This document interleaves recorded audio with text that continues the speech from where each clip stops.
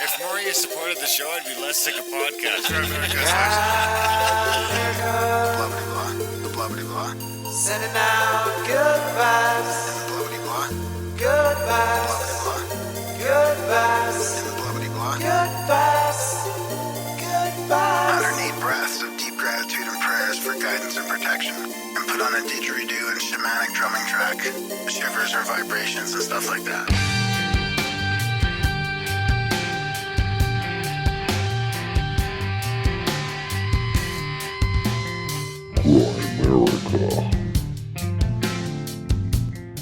The question is the content of value? Often it is, and so often it isn't. It depends on who you get and where you get it from. And they become a kind of high-end collectible item.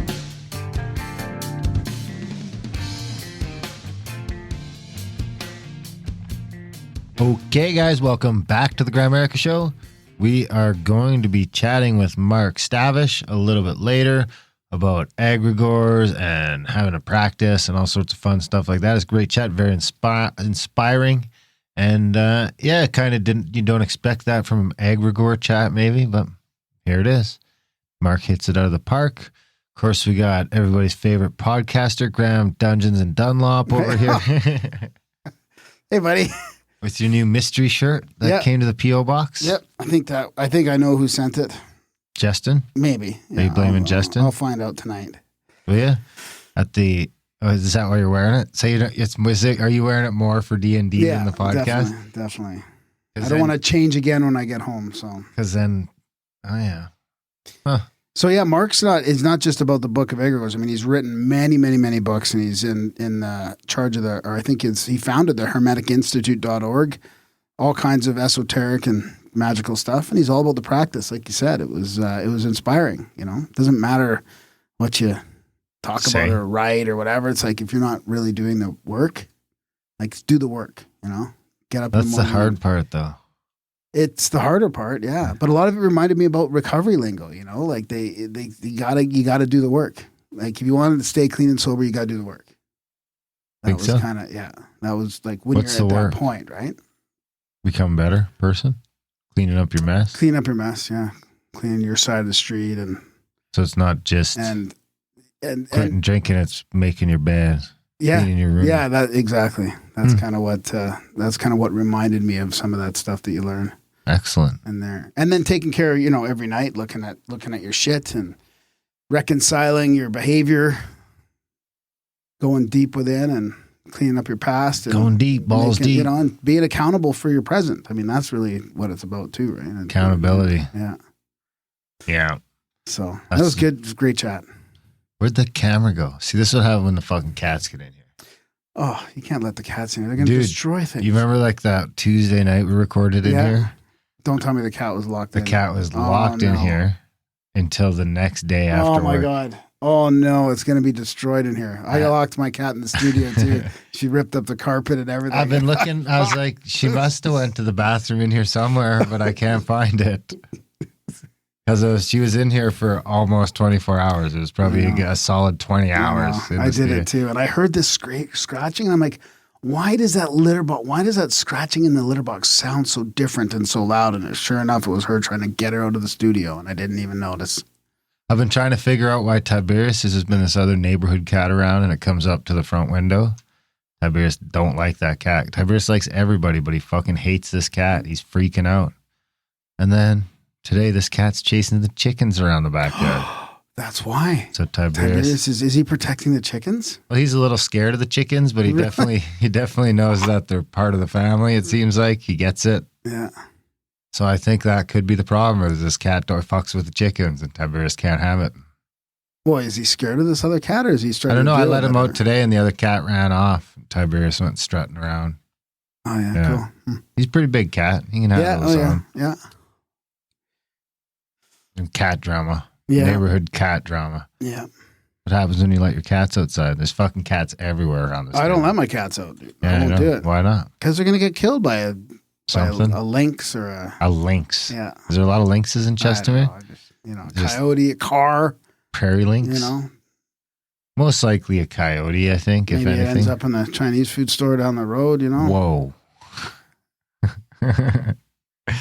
So we made it like almost 5 minutes before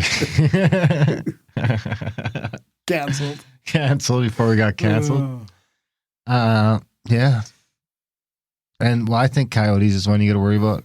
I mean, cats are getting run over once in a while, but I don't think it's like a major problem around here. People drive pretty fucking slow everywhere. Yeah. Yeah, you're right. Yeah. But I don't want to. It's the coyotes. I mean, I love here's the problem I have coyotes. with it is then you got to be letting them out all the time. That's the other problem. Oh, yeah. It's a pain in the ass because now they always want to go out and in and out. But they're always going to the bathroom outside. That helps. Yeah, that would help. Yeah. Yeah. Big time. And then in the winter, they don't go out. I start to get grumpy. Really? Yeah. Yeah, there you go. So I don't want grumpy cats. You just want them to be grumpy all the time? No, mine are super cool. Are they? Yeah. Super cool? Yeah. Not just cool, super cool? Yeah. Your one cat's all right. He's a little bit over the top. Zeus? Not Zeus. The new one. Is that Zeus? No, Zeus is the old one. Yeah. Which one was the one that hassled me the other day? That's Zeus, probably. Oh, is it? He looks different. Yeah. Anyway. So what do you got? Well, I got some. Oh man, so I've been saving up an email for this intro because it's kind of a spooky one. It's a bit more of from the kind of magic, sort of esoteric side of things. Haven't read it yet on the show, and I've got a synchronicity, lighten things up a little bit. Ooh, synchronicity. And I've got a long email from a friend of ours in Trip in Osaka who's traveling around the world still. I think I'll probably save that one, though, even though I was going to read it this time. But because I have some other emails, we'll just save that Osaka one. And then I've got a project operation for you as well, which is sort of significant. It's a small one, but it's significant. Significant? Small but significant? Mm-hmm. That was your nickname in high school, eh? That's a good one. I like that. Let's start with this, because I forgot for like 3 weeks now. Get out a pen and paper and write this down. Or a pencil. Why don't you send some physical mail to the Grimerica show? At P.O. Box 16033. Next line. There's nothing in there. 100-815. What's that? Comma. 17th Avenue, SW. Next line. Calgary, Alberta. Next line. Canada. Next line. T2T space 5H7. That's the P.O. Box. Why don't you send Darren some dirty socks? Cause he's got a dirty sock fetish. Why don't you send Graham some gold bullion? Cause he's got a gold bullion fetish. Oh my God. Send him some gold. Send him some gold. Send him Just so everyone remembers, dirty socks is code for weed, not dirty sock. Last socks that showed up, I got do you want them in athlete's dirty foot. sock though, really? Or? You didn't wear them. You don't wear dirty socks. Well, I wash them first. Did you seriously get athlete's foot? I did get athlete's foot, not from socks. So. Well, it could have been from socks. Dear Grimerica Show. Oh my God, this is hilarious. Enclosed is our black 2-pack of lock laces for your shoes, as well as homemade face masks. We also included a bandana and a step-by-step instructional for you to build. We hope you enjoy. We will be happy to send additional samples to you and your followers as needed. Stay safe and healthy, and please feel free to reach out with any questions or comments. Win, never tie. Cameron. Thanks, Cameron. The bandana is like a bright yellow, like right from Paris and the Yellow Vest riot. So Why are you wearing it like Tupac? Because he said 2-pack in there. He said 2-pack in there, didn't he?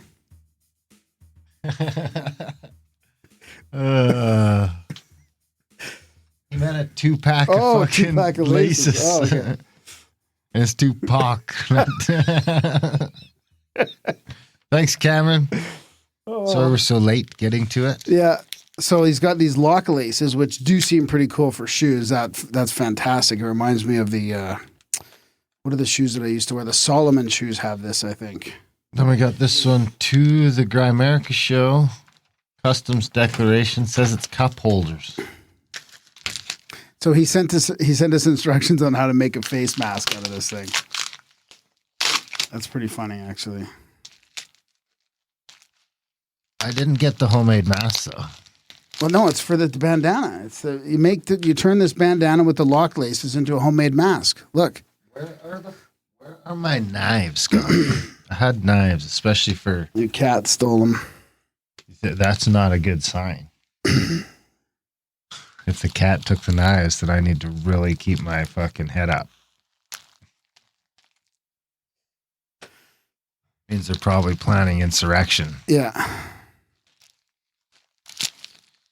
Going out hunting with George tomorrow. Shout out to George. Good. Awesome. Hey, George. Don't think there's a note in here. It might literally just be a cup holder. That's like the t-shirt. The t-shirt just showed up without a note too. It showed up with some candy. Darren's just trying to get open this package that looks like it's wrapped really good, maybe to hide something, some scent or something in there. Oh my God. Oh, it's a bag that's folded up a million times. Morrison's bag. One of these times it's going to be a bag of anthrax. We got... Oh, awesome. Some cup holders. Sasquatch cup holder. Oh, I love it. So, these are cool too. Oh, he's kind of a sassy Sasquatch. Oh, it is Sasquatch. Yeah. See, it's funny. I knew it was sassy. You're so intuitive. Hey guys, a little gift from the UK. Don't worry, it's not coronavirus. I've been listening to the show for a few years now and absolutely love it. I try and do my bit by supporting and helping out with the Facebook page. Keep up the great work and maybe find a guest to talk about the Great Tartaria and the mud floods. My new rabbit hole. Much love from the UK. Namaste, Lee. Smudge2K in the chats. Grimerica.ca/chats. If you want to be in the chats, hang out with like 800 or 900 of the coolest motherfuckers you ever met. Very cool. Thanks, Lee, for the sassy Sasquatch cup holder. I will put my. Well, no, it's a coaster, not a cup holder. Coaster. It's holding my cup. It's not holding it. It's just, It's holding it off the table. it's not. It's just protecting the table from it. Is it? Oh, it's a protector? It's a coaster.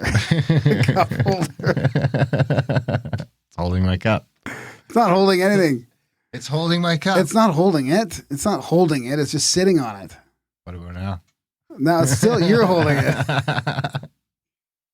Oh boy. All right. Okay, Let's jump into one of these synchros. What do we got for a synchro jingle here? Let's go with...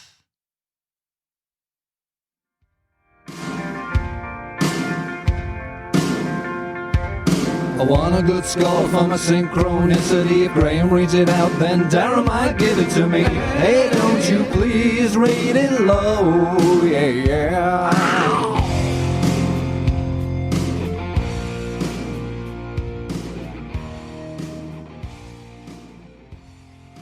So I probably misspoke about this being a synchro. It's a story. Well, I mean, some people might call it a synchro, but you know. I don't think you get to chalk that up to a misspeak. Well, I should have. I kind of jumped the gun. Up. I kind of Okay.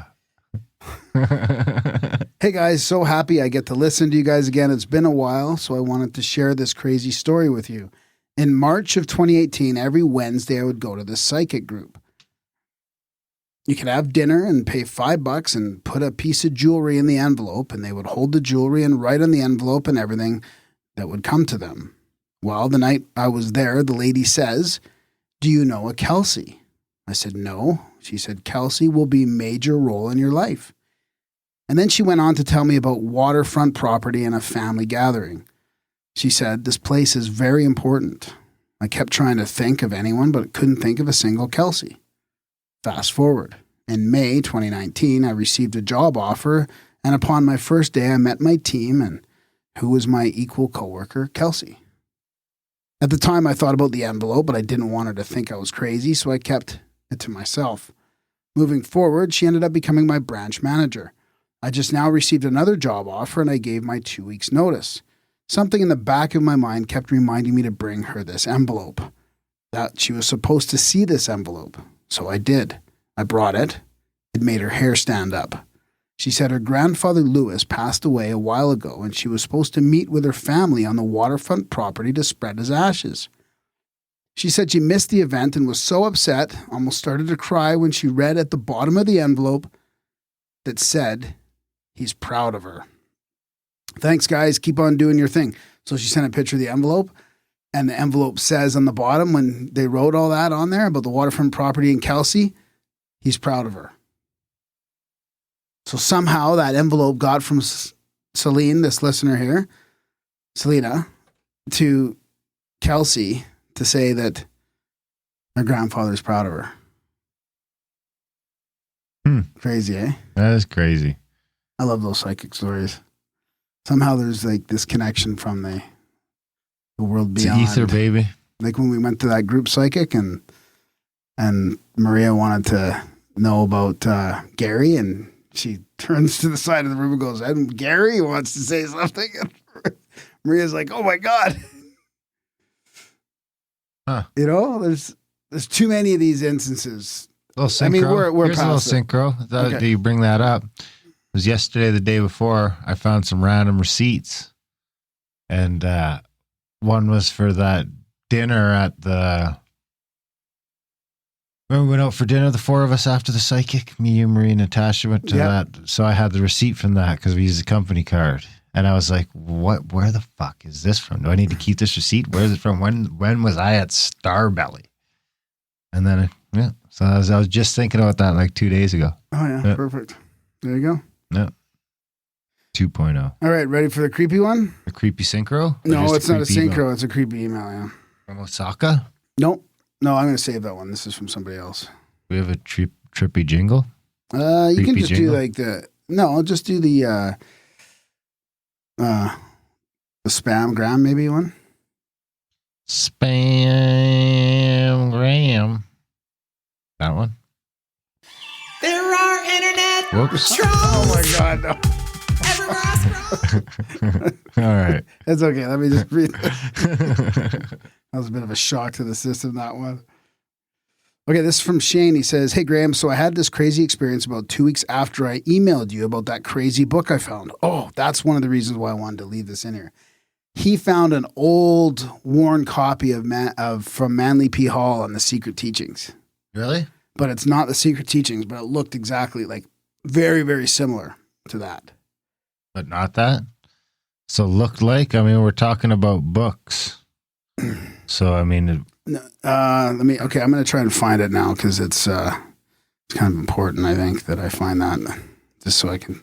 Oh, look, you that which book one it looks was. like The Secret Teachings of All Ages, No, too. It just has a different title. I'm not. There's no point in even trying to Oh, look, that book... talk to you about Look, it. that book looks like Charlie Robinson's book. Okay, here's what I mean. So there's a picture of it. Okay. It's called the Diamond Edition. The Diamond Edition of Masonic Hermetic Kabbalistic Rosicrucian Symbological Philosophy by Manly P. Hall. Now, the reason why I say that's very similar is that's like the subtitle of the Secret Teachings. Is it? Close to it. Why are you making So fun of me on this? I'm I mean, not. I just think it's funny when you say book looks like, but it's not. it's very well because he wrote so many books and they're sort of combined and intertwined and stuff. I So. feel like the Secret Teachings might be would almost be an amalgamation yeah. of them all, but didn't he write that one first? Pretty well. You know who's got some of those old cool books is Ferris Fair. Really? Yeah, well, I was just there yesterday. Which one? The one in Inglewood? Yeah, and it's flooded out. It flooded out in the storm. They were throwing away hundreds of books from the Really? flood. The roof drains. Something happened to the roof drains, and it just. All the Dune books are destroyed. Their bottom shelf. No, the bottom shelf was. I had D&D books on the bottom shelf I was going to buy, and they're still good. But we were allowed to go in and take a look at it because my buddy Mark's like in there all the time, and he's friends with them. And they're fine. The bottom shelf. So because the water came down, there was flood all over, but so a it's just lot the of stuff. books that went past on the way down? I think so, but the whole thing just flooded out. It was pretty brutal. I mean, I'm trying to build the whole collection of novels, so I'm in there every once in a while picking it off. And then whenever there's a copy of the original, I buy it and give it to someone.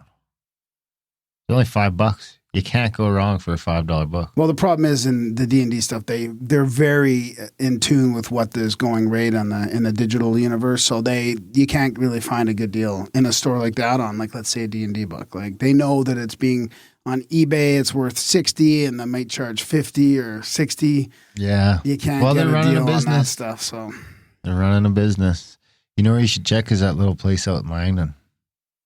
oh yeah, They that would would- be good. they Yeah, would because never know. that's the you need to find those little places that have old I D&D think books it's and like they don't even know 50 cents a book. that or, D&D is you know, huge a right buck now. a book, yeah. but if you get over 10, they're 50 cents or something Yeah, like that. that's- It's like super cheap. Yeah, And I've pulled some good books out of there too, some treasures. Yeah, I'll go find that. Yeah. I used to want to buy all those old UFO books, the really old, like classic ones from the 50s, 60s, because I thought, you know what? Someday when No.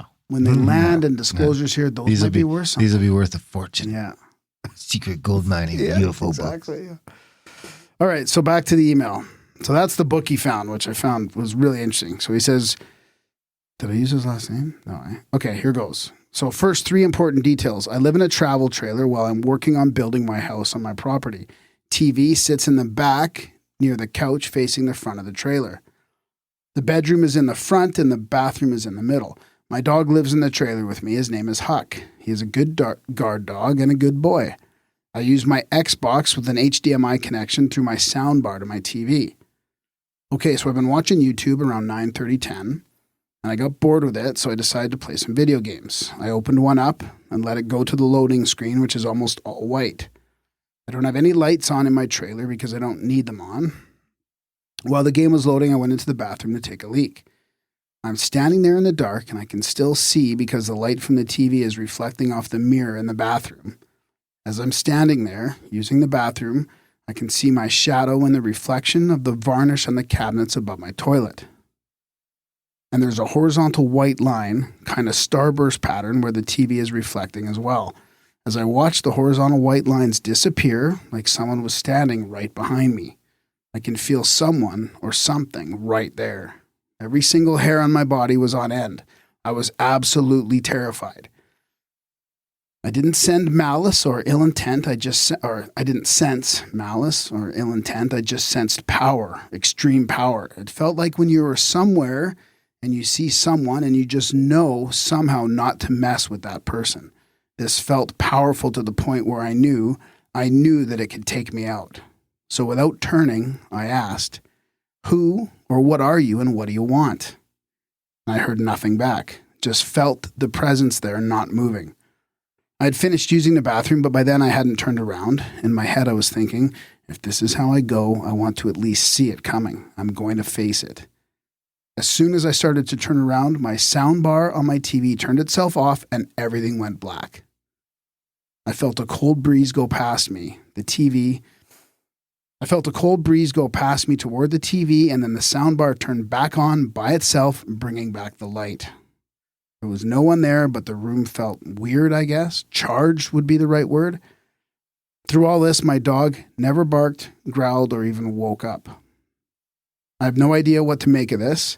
I feel like I observed an observer, I guess. I felt like I was an ant in an ant farm, and the human was checking on me. That's how powerful it felt. If I had to put a label on that feeling I was reading off it, that feeling would be curiosity. So I was scared I was so scared in the moment I didn't pick up on that. Only after thinking about it did I come to that conclusion. The hair on the back of my neck and arms are standing up right now, just writing this down and reliving it. So yeah, any thoughts or ideas on what you think that thing was would be greatly appreciated. I really don't have anyone to talk about weird stuff like this. I love your show and keep up the good work. Confusedly yours, Shane. I think that's a word. Confusedly? Yeah, it is now. It is now. Yeah. Great dictionary, Grimerica. So yeah, that was the original definition that was a great of fascism. story, eh? Did you? That shit would creep me out, man. Yeah, yeah. You know what's weird is I had at the time I had ideas I was going to save for what to talk about on the show, but what it was, and I can't even think about it now.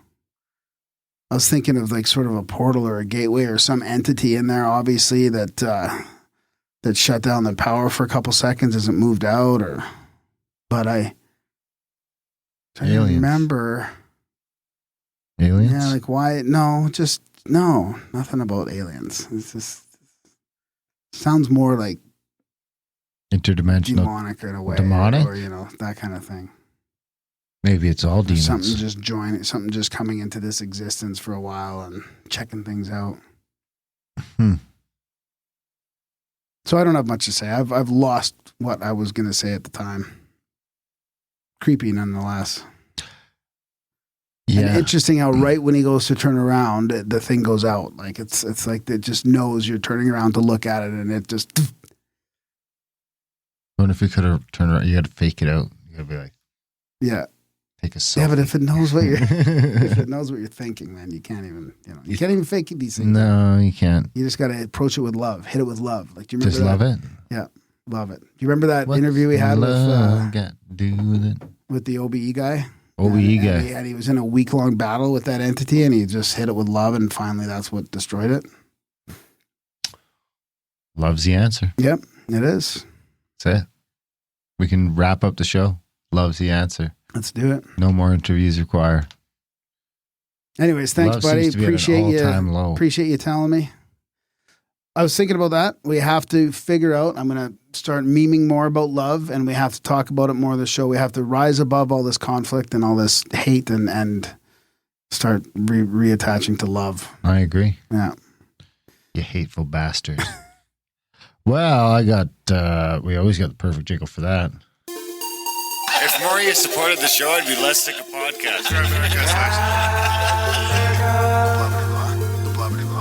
Sending out good vibes. Good vibes. Good vibes. Good vibes. Good vibes. 108 breaths of deep gratitude and prayers for guidance and protection. And put on a didgeridoo and shamanic drumming track. Shivers or vibrations and stuff like that. 108 breaths of deep gratitude and prayers for guidance and protection. Creepy hearing my voice in there. Shamanic drumming track.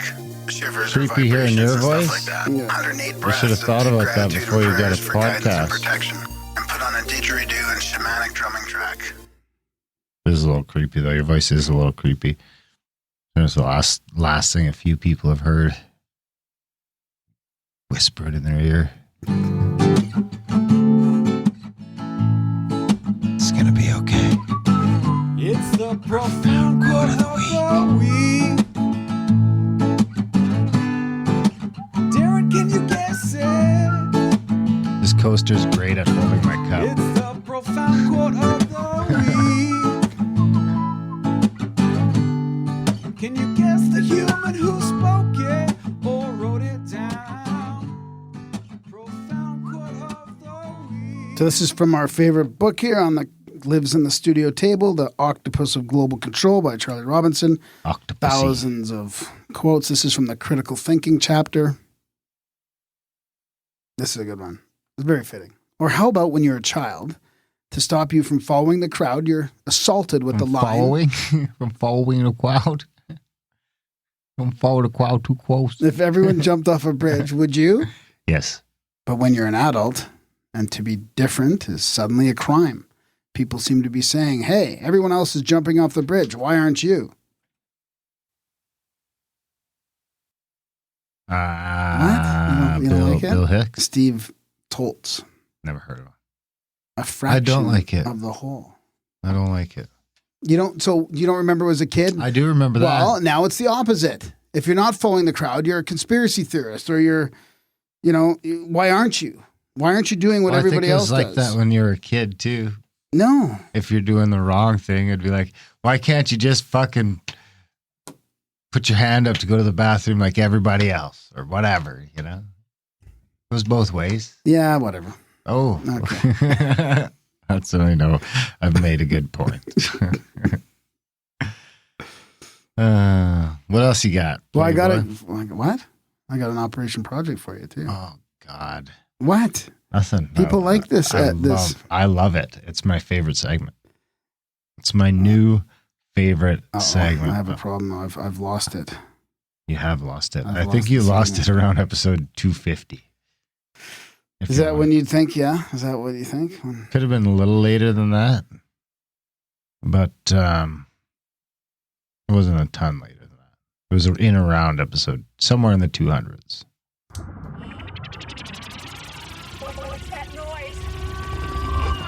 Looks military to me. Definitely military. Probably classified, too. Dishfire, Prism, Sentry Eagle, Sigma, Mannequin, Artichoke, MK Ultra. Operation Project. Operation Chaos. Operation Chaos. That's this week's show? Yeah. Operation Chaos. It was a CIA domestic espionage project targeting the American people from 67 to 74. It was also MH Chaos, so it was under that heading. And that heading designated that the program had a worldwide area of operations. So it was established by Johnson and expanded under Nixon, whose mission was to uncover possible foreign influence on domestic race, anti-war, and other protest movements. The operation was launched under the Director of Central Intelligence, Richard Helms, by Chief of Counterintelligence, James Angleton, and was headed by Richard Ober. So it began this domestic recruiting operations in 1959 in the process of finding Cuban exiles who could be used in the campaign against communist Cuba and Fidel Castro. As these operations expanded, they formed a domestic operations division in 1964. And then in 1965, Johnson requested that the CIA begin its own investigation into domestic dissent. Well, I wonder if that's still going on. Independent of the FBI's ongoing COINTELPRO. So the CIA started spying on domestic people, figuring out what's going on about dissent, and along with the FBI that was already doing their COINTELPRO. And there's a few other projects here that I'll keep a list of for next time. But COINTELPRO is interesting. You know about that, right? No. That was an abbreviation derived from counterintelligence, so COINTEL. Program. So not an operation or project, but a program. And it was a series of covert and illegal projects conducted by the United States FBI aimed at surveilling, infiltrating, discrediting, and disrupting American political organizations. Jeez, what's new? They've been doing that anyways. FBI records show that COINTELPRO resources targeted groups and individuals that the FBI deemed subversive, including feminist organizations, the Communist Party USA, anti-Vietnam War organizers, activists of the civil rights or Black Power movement, environmentalists, animal rights organizations, American Indian movement, AIM, independence movements, like the Young Lords, and a variety of organizations that were part of the broader New Left. The program also targeted the Ku Klux Klan in 1964. They just kept going left. Crazy, eh? In the 71, this is so long ago too, right? I mean, imagine this stuff has been going on for this long. 50 years. In 71 in San Diego, the FBI financed, armed, and controlled an extreme right-wing group of former members of the Minutemen, anti-communist paramilitary organization, transforming it into a group called the Secret Army Organization that targeted groups, activists, and leaders involved in the anti-war movement, using both intimidation and violent acts. Greasy bastards. The FBI have used, and this is just from Wikipedia, so I mean, who knows? You got to take it with a grain of salt, but it sure seems... Teaspoon. The FBI has used covert operations against domestic political groups since its inception. However, covert ops under the official COINTELPRO label took place between 56 and 71. COINTELPRO tactics are still used to this day and have been alleged to include discrediting targets through psychological warfare, smearing individuals and groups using forged documents, and by planting false reports in the media, harassment, wrongful imprisonment, and illegal violence, including assassination. According to the Senate report, the FBI's motivation was protecting national security, preventing violence, and maintaining the existing social and political order.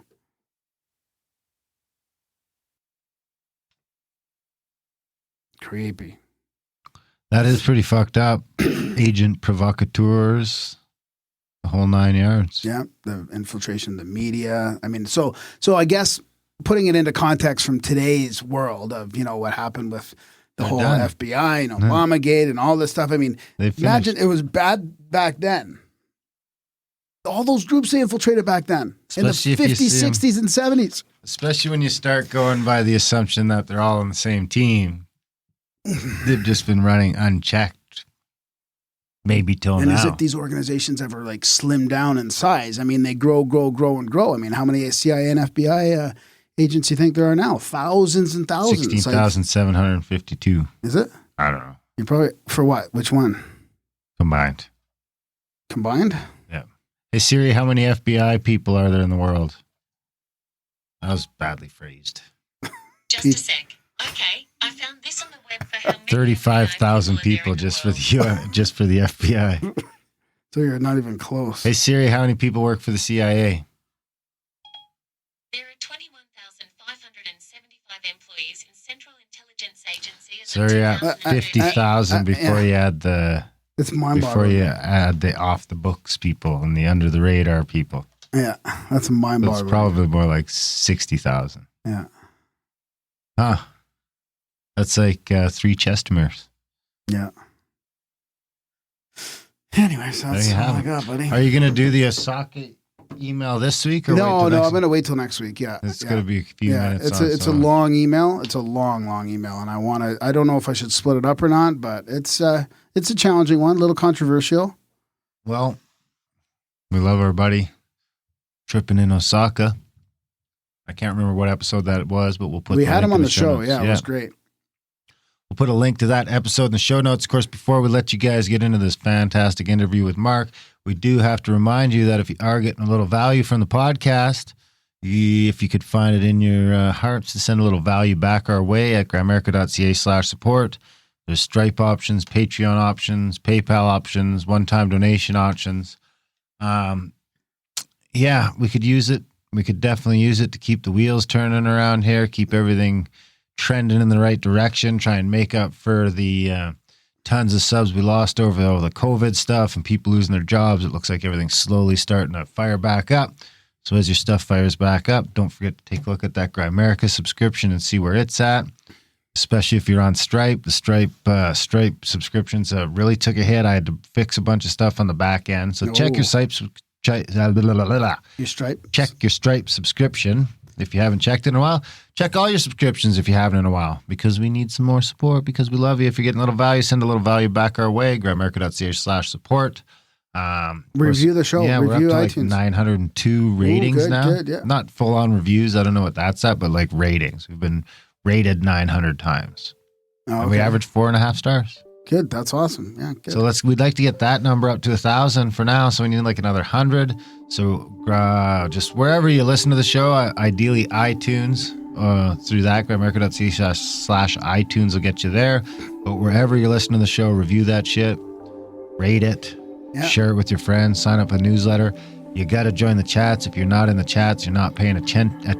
Grimerica.ca/chats. Are you on Twitter still, Darren? A little bit? I'm on Twitter. Yeah, a little bit. So Darren's on Twitter and I'm on Instagram. Graham's on Instagram. Just If you search at me, I'll Grimerica. check it. Yeah. Don't go to. I'm trying not to do the timeline thing because Twitter's just a toxic cesspool. Yeah. That's why you got to be in the chats. Grimerica.ca/chats. I think that's about it. Right on, Anything buddy. else? No, Any that's other it. No, look, no, that's a great chat with Mark. great chat with Mark? We hope you enjoy it. It's fantastic. Enjoy it. And check out all Mark's stuff. Buy his book. And watch out for those egregores.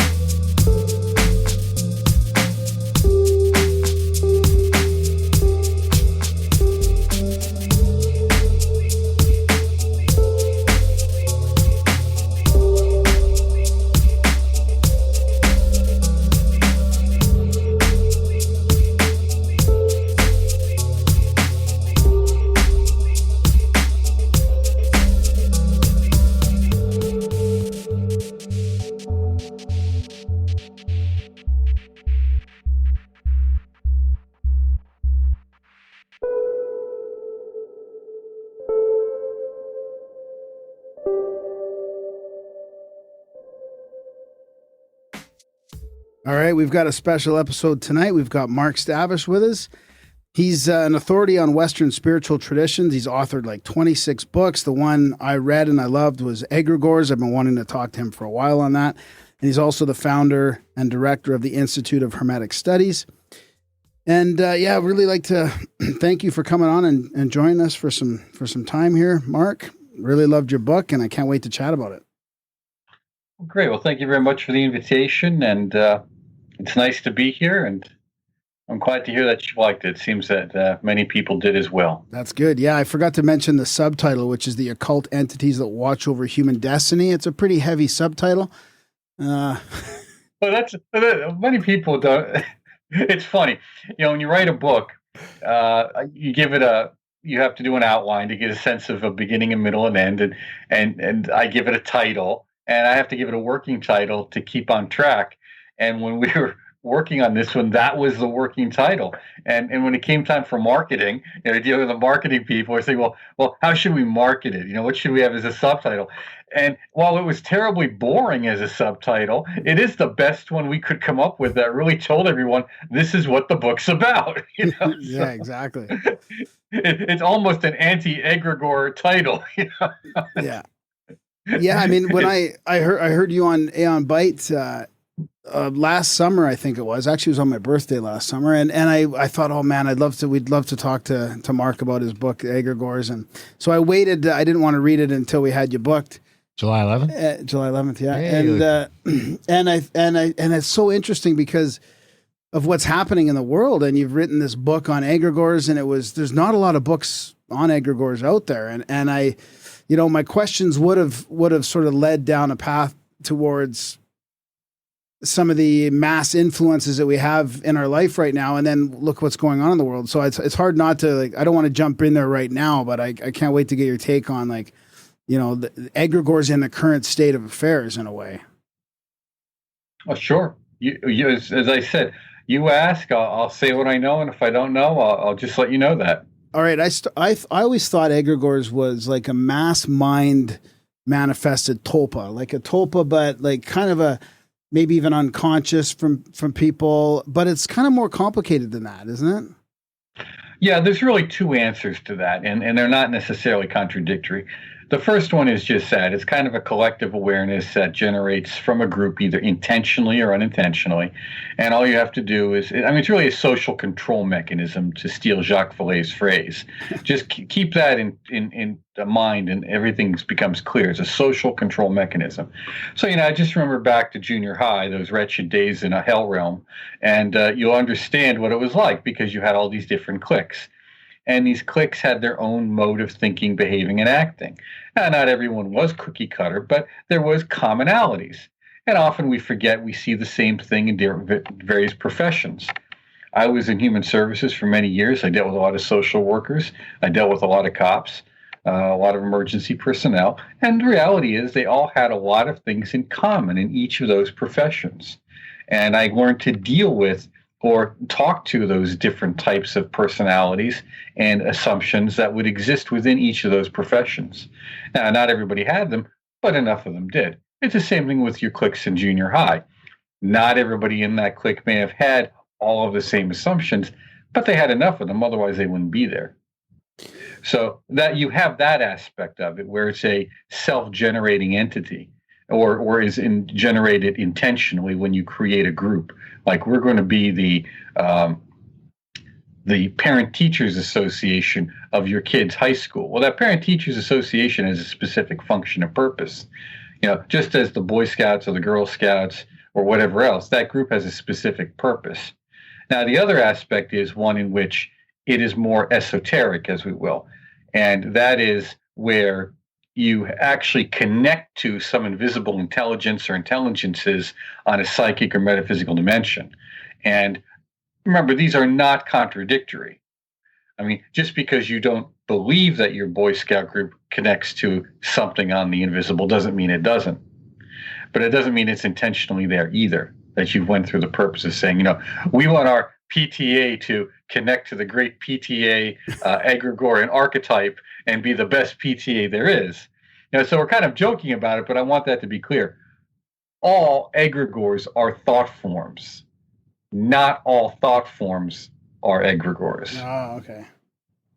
So, and they're created, right? Whether subconsciously or intentionally, they're correct. It's created. Correct. Yeah.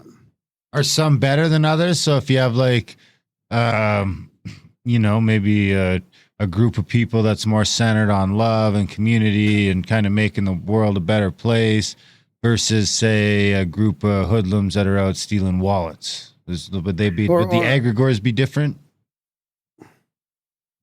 Oh, very much so. And I think, David Metcalf has done a lot of great research on this within regards to Santa Marta and the different views on it. So there you have conflicting notions within a single egregore.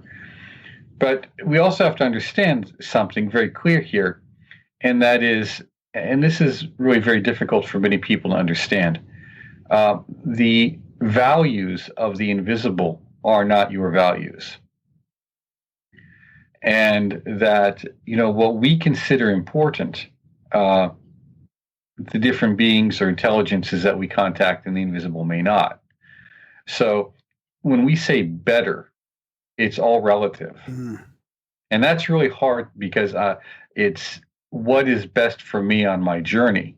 What is beneficial for me on my path of awakening is definitely a different egregore that I may get into. They like to say that all paths lead to Rome and all paths lead to God or some nonsense like that. And that very well may be true in a very, lengthy route. So, if you have an egregore like National Socialism or Japanese imperialism or communism or Bolshevism or all those things, and you've experienced those, and, fewer and fewer people have, so they don't really understand what they were like, or just any of the totalitarian regimes that might exist around the world today, those egregores are very powerful and very oppressive. And but why do they exist and how do they fit in there is often the question people wonder. If the universe is all good and light and love, how does something like that get to exist? Yeah, Darren kind of jumped on one of my favorite questions I was going to ask here is about, but instead of wording it like better because that's more subjective, are they more powerful if they're in a state of, like, let's say, authenticity and love as opposed to deception? Like is the mainstream media lies propagating a negative, or not a negative, but a more powerful or less powerful egregore than, let's say, people, mass meditating in love? Yeah, well, most of the people who mass meditate in love aren't. I mean, it's a very, nice and pleasant feeling, but I doubt whether a whole lot is generated by it. Now, there may be some exceptions to that. Oh, that's interesting. And I'm open to that. I really am, because one of the problems that we run into is that when things are going well, harmoniously, we don't notice it. We tend only to notice it when things get bumpy. So to kind of paraphrase Eliphas Levi here, evil's easier to notice. Yeah. Because by its very nature, it's disruptive and chaotic. But that doesn't mean all disruption and chaos is evil either. So this is where we get into those troubles of the groups that we're with. Yeah. I think you have to look at what is the outcome. What is the outcome at the end for the group? What's its purpose at the end? I was interviewing Peter Mark Adams, I think who you know from his book, The Game of Saturn and Mistai. And we were talking a little bit about that the religious or spiritual practices of a ruler in an ancient time, in many ways would be very different from what we would think of as an acceptable spiritual practice today. Yeah. Because they had to fight wars. Yeah. They're all. It seems like almost always through time there was wars to deal with. So how did you make those decisions? Whether to, be offensive or defensive, and how do you incorporate that into your spiritual teachings? As a king. Yeah, it's something meaningful. So it's very difficult to get. This is where it gets very tricky very fast. So when people are involved in an egregore, it's usually not that dramatic, although there are examples. Again, organized crime units of any size or shape, various street gangs. These have very potent and powerful egregores. Okay, but they know their outcomes. They know their ends. Right. Churches have very powerful egregores. Sometimes a church in various communities can have very powerful influences. in different ways. So I think if we're going to ask ourselves which is more potent or powerful, it really is going to come down to the amount of energy generated, the amount of sheer conviction. The energy, or the food, if you will, of an egregore is emotion. So if someone is really, truly in a state of, we'll say, bliss and harmony and love, that's going to generate a very potent, harmonizing field. If someone is in a different state, aggressive, we'll say virtues versus vices, to put it very simply. Greed, selfishness, lust, domination, violence, all of those things. That's going to create a powerful field too, and you're going to have to step up if you want to think of yourself as a warrior of light. Well, guess what? You're going to have to really step up your game to counter that. Yeah, I think it's finally making sense to me. I'm picturing it in a different way, where if you're sort of in this love and acceptance and freedom aspect, there's less of a disruption, or maybe there's less of an egregore. Whereas if you're sort of propagating disruption and more of control, then it could create more a powerful one. Does that sort of make sense? Or yeah, in many ways it does. And a very simple historical example of that is Stalin responded to a criticism by the Vatican as saying, "And how many tanks does the Pope have?" Yeah. Yeah. Huh. How many tanks does the Pope have? 0? I don't think he could rally a few tanks. Well, I think at that time, given that circumstance, that's the point. You can morally condemn me all you want, but your words are empty. And that's the nature of psychic and spiritual practices too. How do we undertake them in a manner that generates sufficient energy? So if as an individual I am unable to generate sufficient energy, we have, of course, the invocation, or the fundamental premise of the egregore: that which one alone cannot do, many can. So it's a variation of that, many hands lighten the load. So if I bring enough people together for the same purpose and the same intentions, and we stay focused on that, that generates a psychic force that can have a significant impact. Yeah. But it needs to be sustained. These things need to be sustained. So the egregore of Coca-Cola or McDonald's is pretty easy to sustain. Yeah. Yeah. Yeah, I mean, it's addicting. I mean, it's, yeah.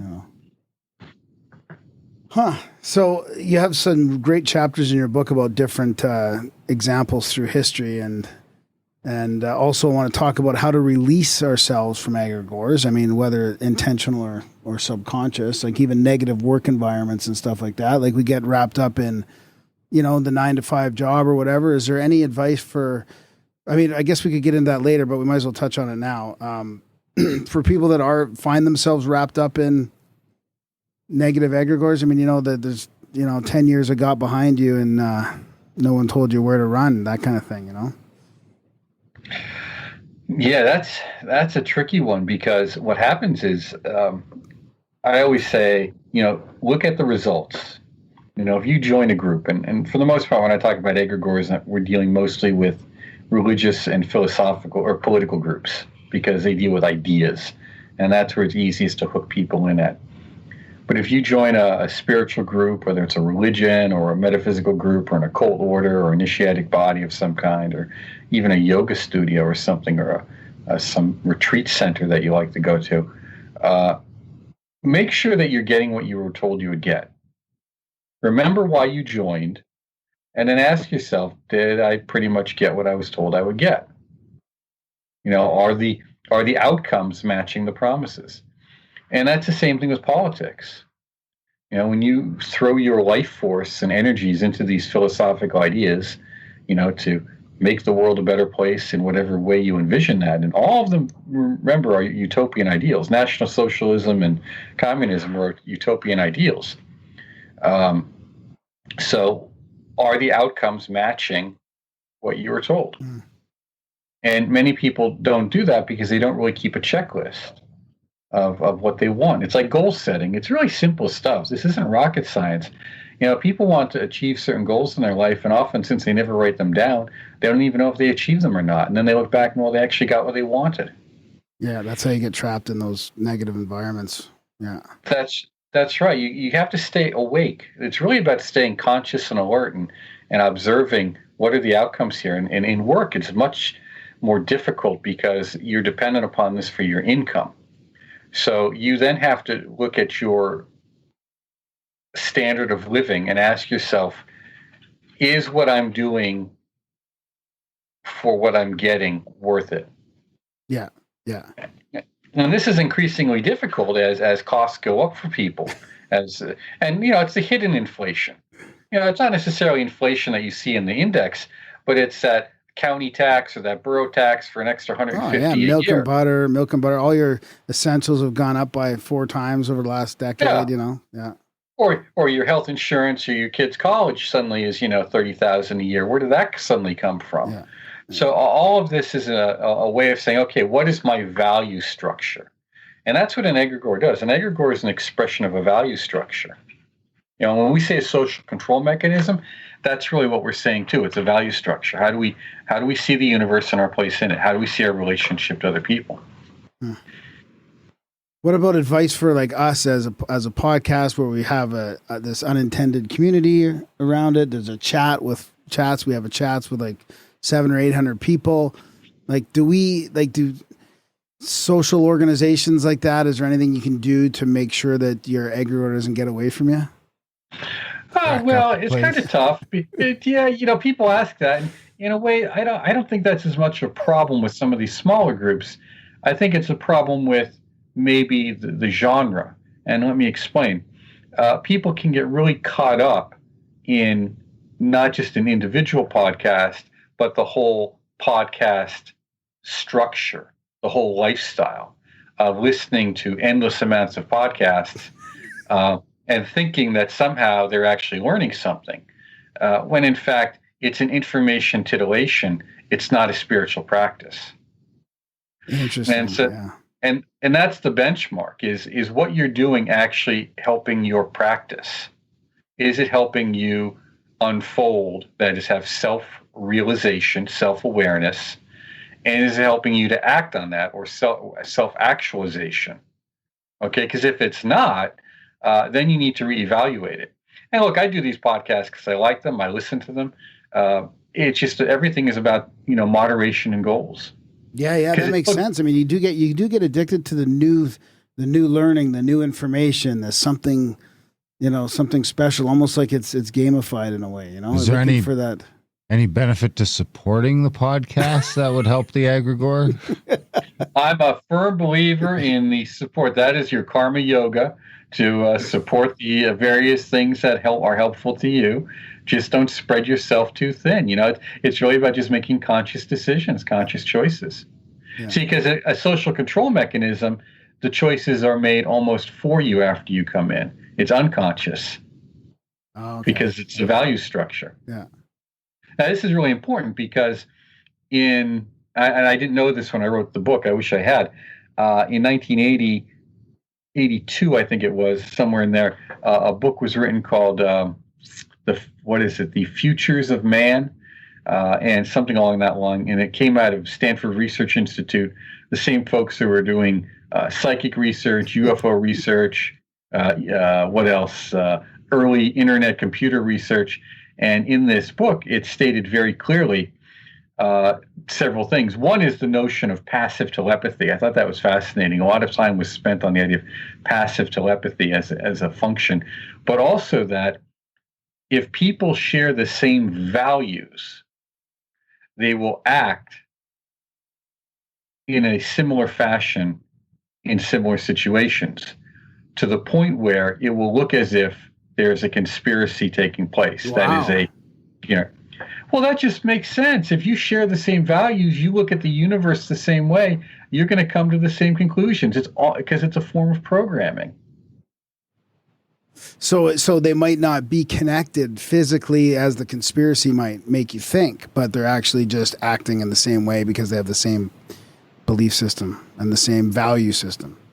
Right. Yeah, Hey, look, yeah. my kid's first semester at college, business major, freshman year, I paid for a 1 credit class on business ethics and a 3 credit class on, what was it, some kind of social justice, political correctness course. Gender studies. Yeah, well, it was all encompassing. It was a general overview. So there you have it. Which one was more important to them? We know right off the bat. Right. 3 credits versus 1. Right. Now, what was the purpose of that? To engender, no pun intended, an attitude, a value structure. So that in certain circumstances, all of these people, through various peer pressures and instruction, I hesitate to say indoctrination, but in some ways it is that, will act accordingly. Yeah. Yeah, well, you do talk about that in your book. You address the political correctness part of that. Or maybe I heard you on, yeah. Right, because it has no humor. I mean, it's. I always say it's satanic because it's humorless. I mean, that's how you know evil. Evil's humorless. Huh. Evil, yeah. That actually kind of makes sense. If you can't laugh once in a while, if it's at something, it's no good. Yeah, I mean, it knows sarcasm, and it knows kind of what would be something else, maybe a subtle sense of arrogance to its humor, but there's no self-effacing humor. So is that why people say if you come across something evil, or if you're scared, if you use humor, yeah, like even like the Scooby-Doo song or whatever, it's going to dissipate it. Well, it'll probably irritate it first, so you better stand your ground.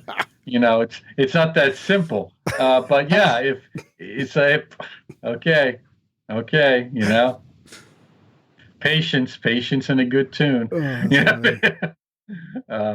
Because that's how people who take themselves too seriously are not people who are within a framework that we would actually call spiritual. Wow. Or self-actualizing, because they have a very strong sense of I-ness, what the I-ness is. And we all have an I-ness, we all have ego, that's fine. But when you enter into an egregore, your I-ness identifies with the values of that group. Okay. It's the I am statement. I am and whatever comes after it. But when you see someone who is like a Stalin or someone like that, or you know, who is this, the head of North Korea, I mean, you see the strained smiles on everyone around him. I mean, they're terrified of getting, you know, machine gunned or something. You know, the notion is there's no sense of humor. Everything is very serious. That's funny because that's what you sort of see on social media today. I mean, there's kind of a humorous corner, but for the most part, none of these motherfuckers can take a joke. I mean, everything that gets said is an outrage. It's like, it's disgusting. Well, that's a manipulation. You know, if you look at the way the headlines are done on all of the social media sites, but also increasingly on the newspapers and for those who may even look at them online, it's a hook. It's a negative hook. So, of course, it's what you don't know. Well, how do you know what I don't know? You know, but what you don't know. Things you need to know. Outraged. What else? Some other, you know, all these phrases, these words are about, they're emotionally engaging from the beginning. Destroyed. Destroyed. Yeah, it was destroyed. Everything was about some kind of emotional engagement that takes the reader or the observer and already hooks in what their feelings should be about what they're about to read. I mean, that's we call that hypnotic induction. And does something become more? Is hypnotic induction easier or more prevalent if there's a more powerful egregore behind it? Yes, because by its very nature, it's unconscious. It's habituated. It's habit forming. It's just like that wonderful smell on a late spring day when you're driving down the street and you've got the windows down and the sun is out. It's a great day, and you can smell that burger coming off the grill because the guys at Burger King open the stacks and the smoke is coming out, and you can smell that hamburger. And that, you not only that, you can taste it now. And you're saying a bacon cheeseburger is where it's at. Now, as I did that, how many of you can taste a bacon cheeseburger right now? Oh yeah, I did. Yeah.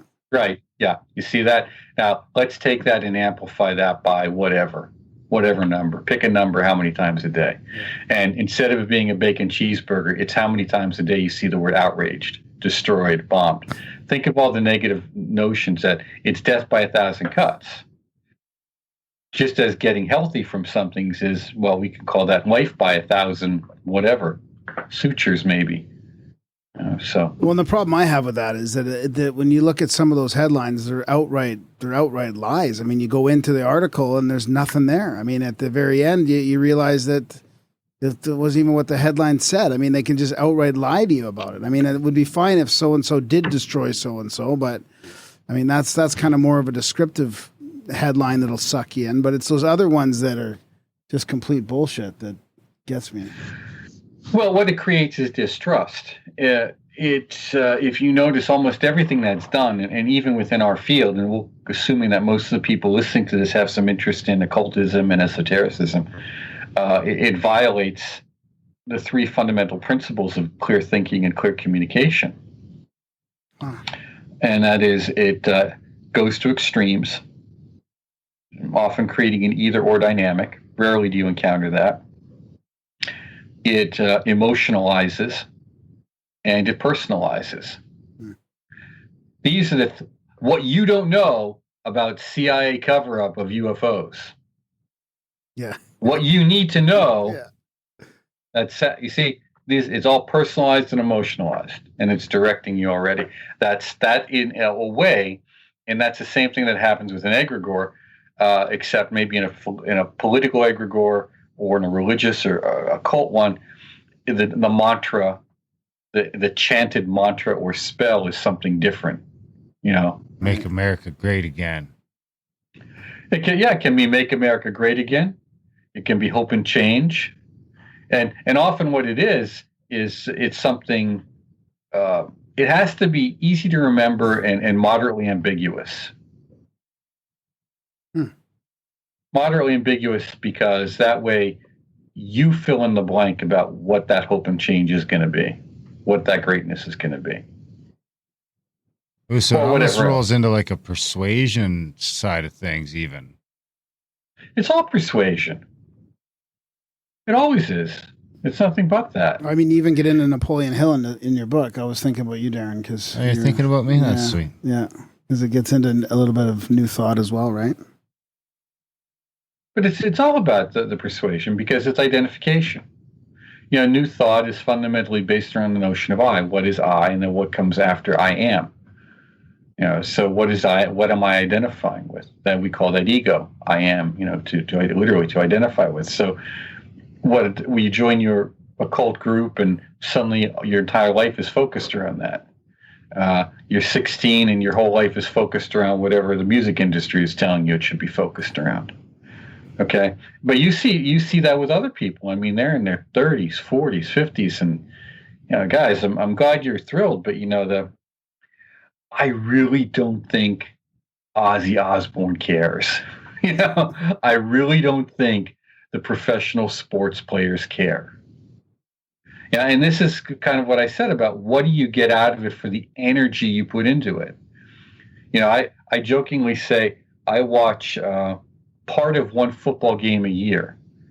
It's usually the last half of the Super Bowl because in theory, that should be a total distillation of the best football ever for an entire season, right? It all should be right there, right? So that's my kid likes to watch. That's what we'll watch. But, you know, and I like watching hockey live. Hockey live is great if you haven't seen it. I mean, it's just spectacular violence on ice. I mean, it's just great.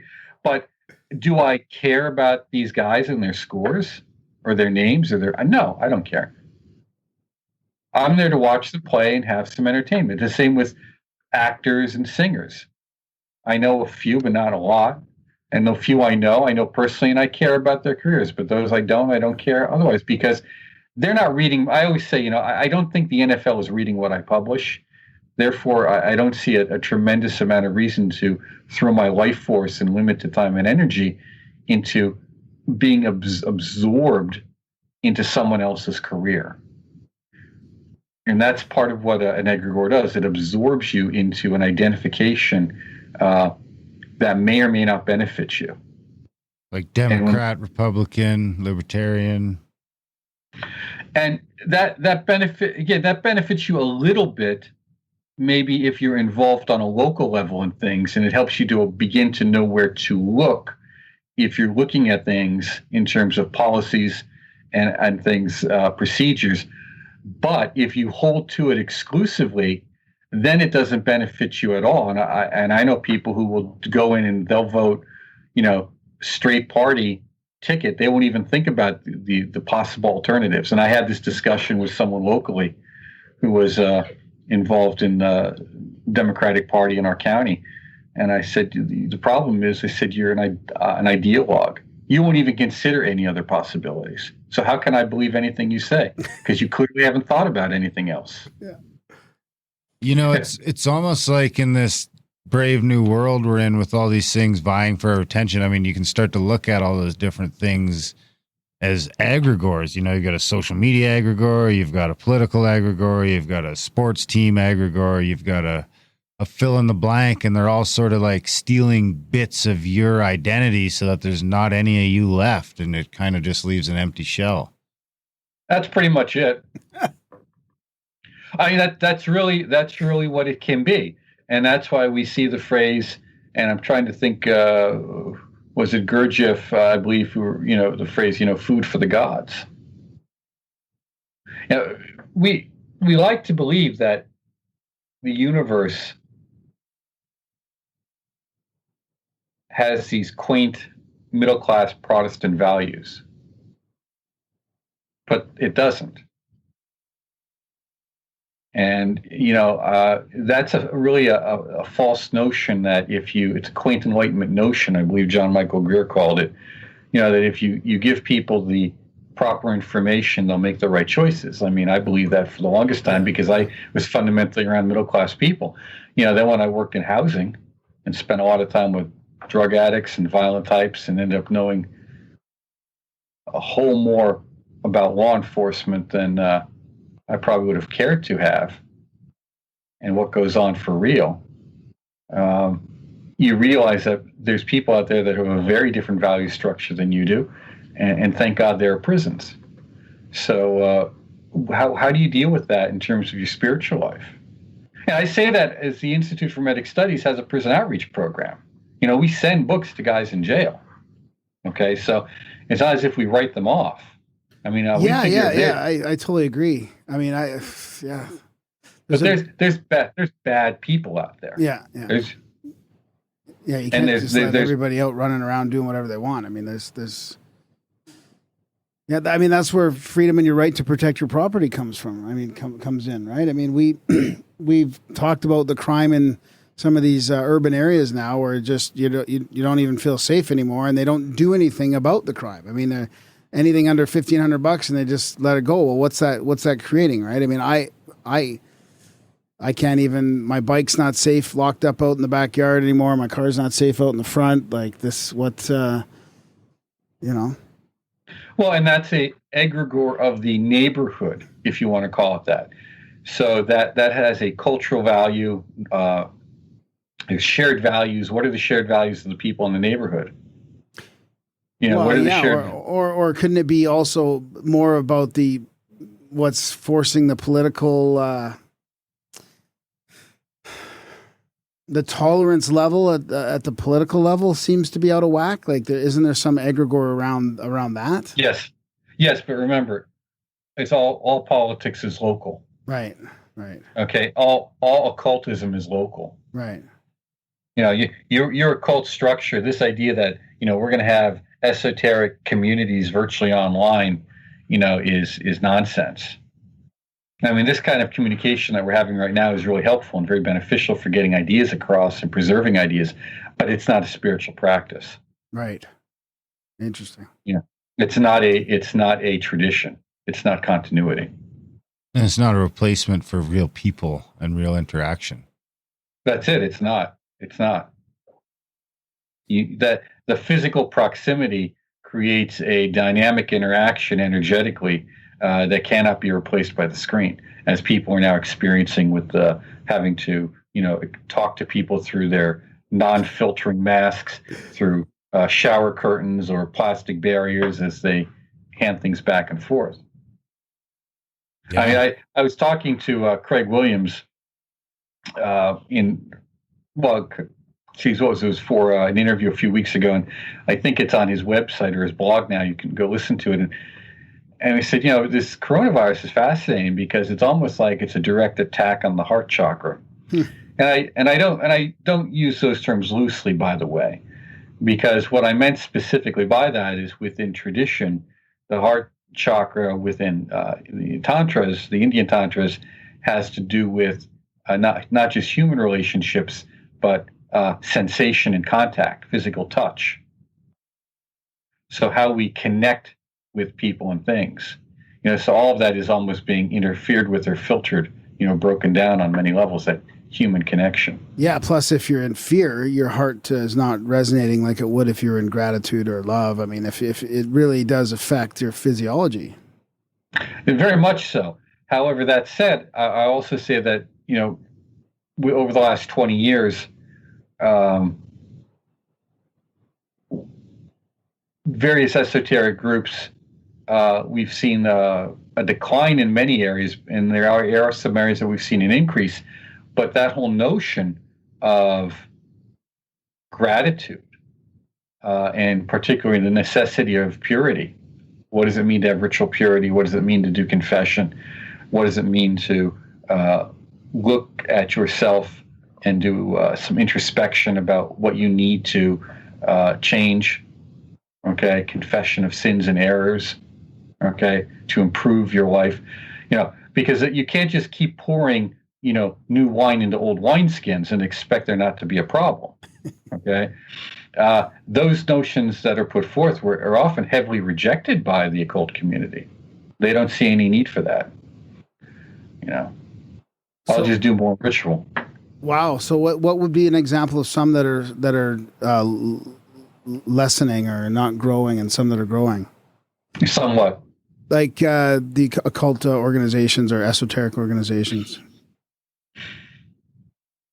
Well, I don't like to bring up examples but I'll do the easy ones so as not to provoke any problems. You just look at what happened within the Golden Dawn. The terrible flame wars that took place for 20 years. You look at the OTO, which, and of course I'm not a member of any of these groups. Over the last 5 years, and the tremendous amount of infighting. It was always problematic for them, but it just exacerbated beyond any reasonable level, within their membership and leadership. You can look at AMWORK, which was at one time the largest organization in the world in 1990. I just finished an interview with their former Grand Treasurer, from that time. And you look at how there was a period of time when they were being very legalistic, trying to almost close down any organization that used the term Rosicrucian, trying to corner the market on it. I think they pulled back on that quite a bit. Yeah. I think they realized that was bad form. But that kind of nonsense is what I'm referring to that has moved in. We also see the market for talismanic publishing. Right. I mean, that in of itself is a fantastic egregore. Talismanic publishing is not an excuse for practice. Give people an example about what you mean by that. Of what talismanic publishing? Yeah. Just these. I mean, some of them are exquisite publications. Very expensive books that are exquisitely made. They are truly collectible items. The question is the content of value? Often it is, and often it isn't. It depends on who you get and where you get it from. And they become a kind of high-end collectible item.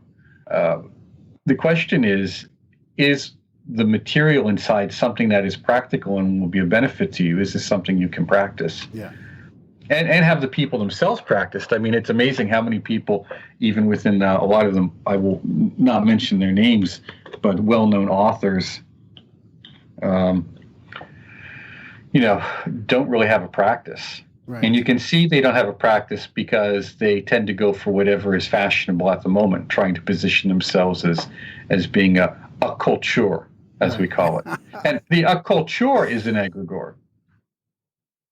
Because you're concerned about the occult as a fashion statement rather than as what is this as a spiritual practice. Right. What about the Freemasons? What about them? What cycle are they on? Like, are they, we've had quite a few on the show. Darren just became one himself. It seems to me like it's back on the interest. The interest level is back up for people joining to learn deeper things, Well, good luck with that. I mean, that's a mixed problem there because, within Anglo-Saxon Masonry, it's little more than a charitable organization riding on past money. And I know many people who would agree to that. And the notion of esotericism within Masonry, particularly regular Masonry, is something not accepted by regular Masons themselves. Now, there are exceptions to that. Here in what would fall under the northern jurisdiction of Scottish Rite, those states which fall under it, you have almost no notion of esotericism within Scottish Rite, even though it's clearly mentioned in the rituals. Those of you who fall under the glorious southern jurisdiction, which Arthur Hoyas is, I think one of the head honchos, you see a tremendous amount of spectacular esotericism within Masonry. I mean, I gave a presentation at a Masonic body a little over a year ago, and it was it was to present a project. So it was all, well, man, these guys must have been. Everyone there was the head of a body, at least one body, and I had a fellow not even understand the difference between northern and southern jurisdiction. And that may mean nothing to your listeners, but it's a big deal. And the point is that you have the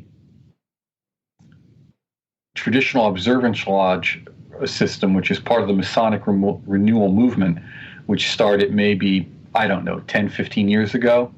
And the traditional observance lodges became unstoppable. It was just clear that they were going to happen, and a lot of Grand Masters have had to just allow them. Now, they try to control them. They don't want too many of them. But there is where you see a lot of men who are deeply interested in esotericism in various ways.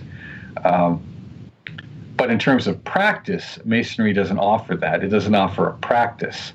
So you can get a lot of good education and a lot of good ideas within those bodies, or even in the educational system. The Pennsylvania Academy of Masonic Knowledge, which I spoke at, is a spectacular body. I can't say enough about their training course, but you're not going to get a practice out of it. And I think that needs to be made clear. What's the difference between a Tulpa and an Egregore? Is a Tulpa are they like cousins? Are they part of the same family? Is Tulpa like a personal Egregore? How's that? Is there any relation? Again, both are thought forms.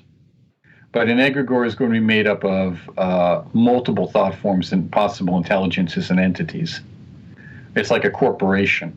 It's like a hierarchy. So it's like an egregore is a group of tulpas is called an egregore?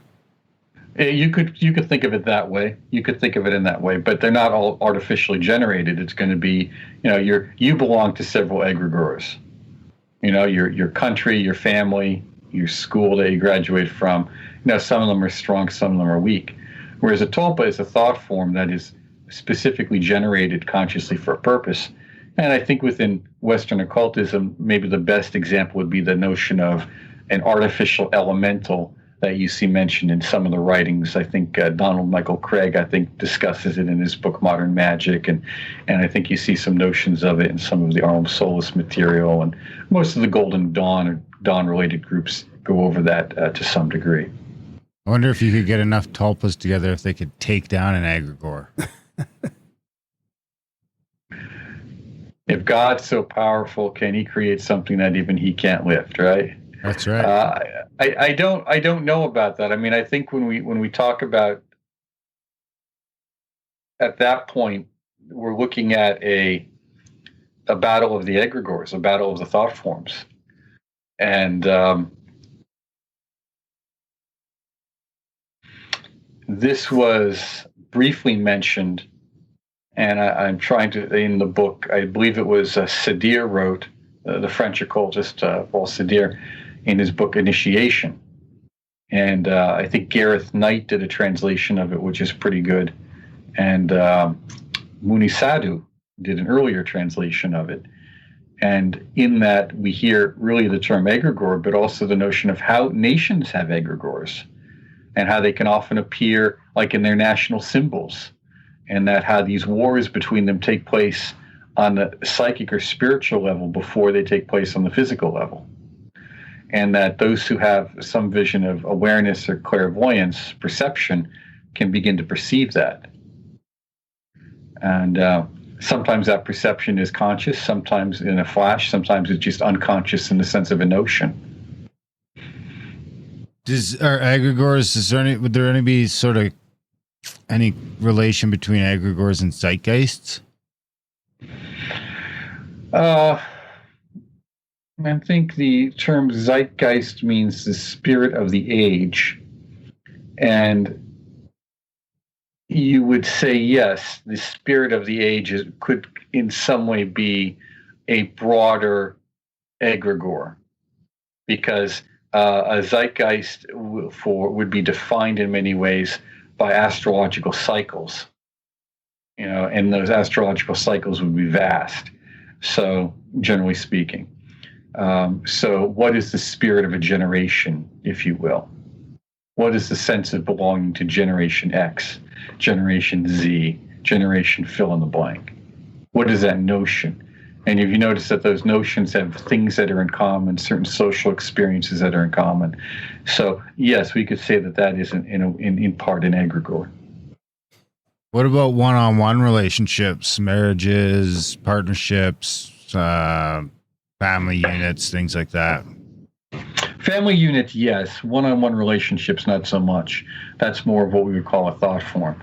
But when it starts reaching out to multiple people, that's when we see that leveling factor take place.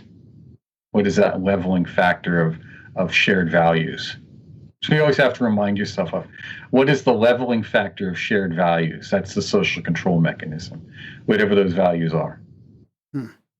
So what are your thoughts in the current state of things with like writing this book comes out like a year or so before this? Like, what would you have written about the current events in your book if you were to, if you hadn't written it yet, or what are your thoughts about the current state in terms of egregores? I mean, it seems like it's being split, like it's a little different up here in Canada, but down there in the States, it really feels like it's this whole virus is polarizing people even more so. I mean, is that the battle of the spiritual egregores ahead of some other war to come? I think so. And I mean, I wrote about this 15 years ago. Wow. I mean, this isn't like new stuff. I mean, I've been writing about this for 15, 20 years. No, but the new part of it is the overt control and symbolism that seems to be happening I wrote about that from the state. Yeah. I wrote about that 15 years ago. Yeah.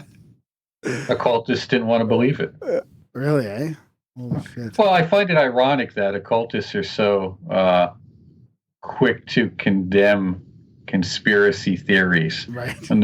When the very definition of occultism is a conspiracy with the universe on some level. Yeah. Let me be very clear on this. Again, a lot of conspiracy theories they're a fantasy. Okay. A stereotype is the poor man's archetype. Okay. You see things, you see behaviors, you look for patterns, and you put together a caricature, if you will, of things. Yeah. Okay. What is my typical Canadian? Okay, well, my typical Canadian is not going to be typical, but if there wasn't certain things in common, then jokes about them wouldn't be funny because there'd be no place to hook into. There'd be no way for the joke to be funny because there wouldn't be any common ground to meet. So you look at this and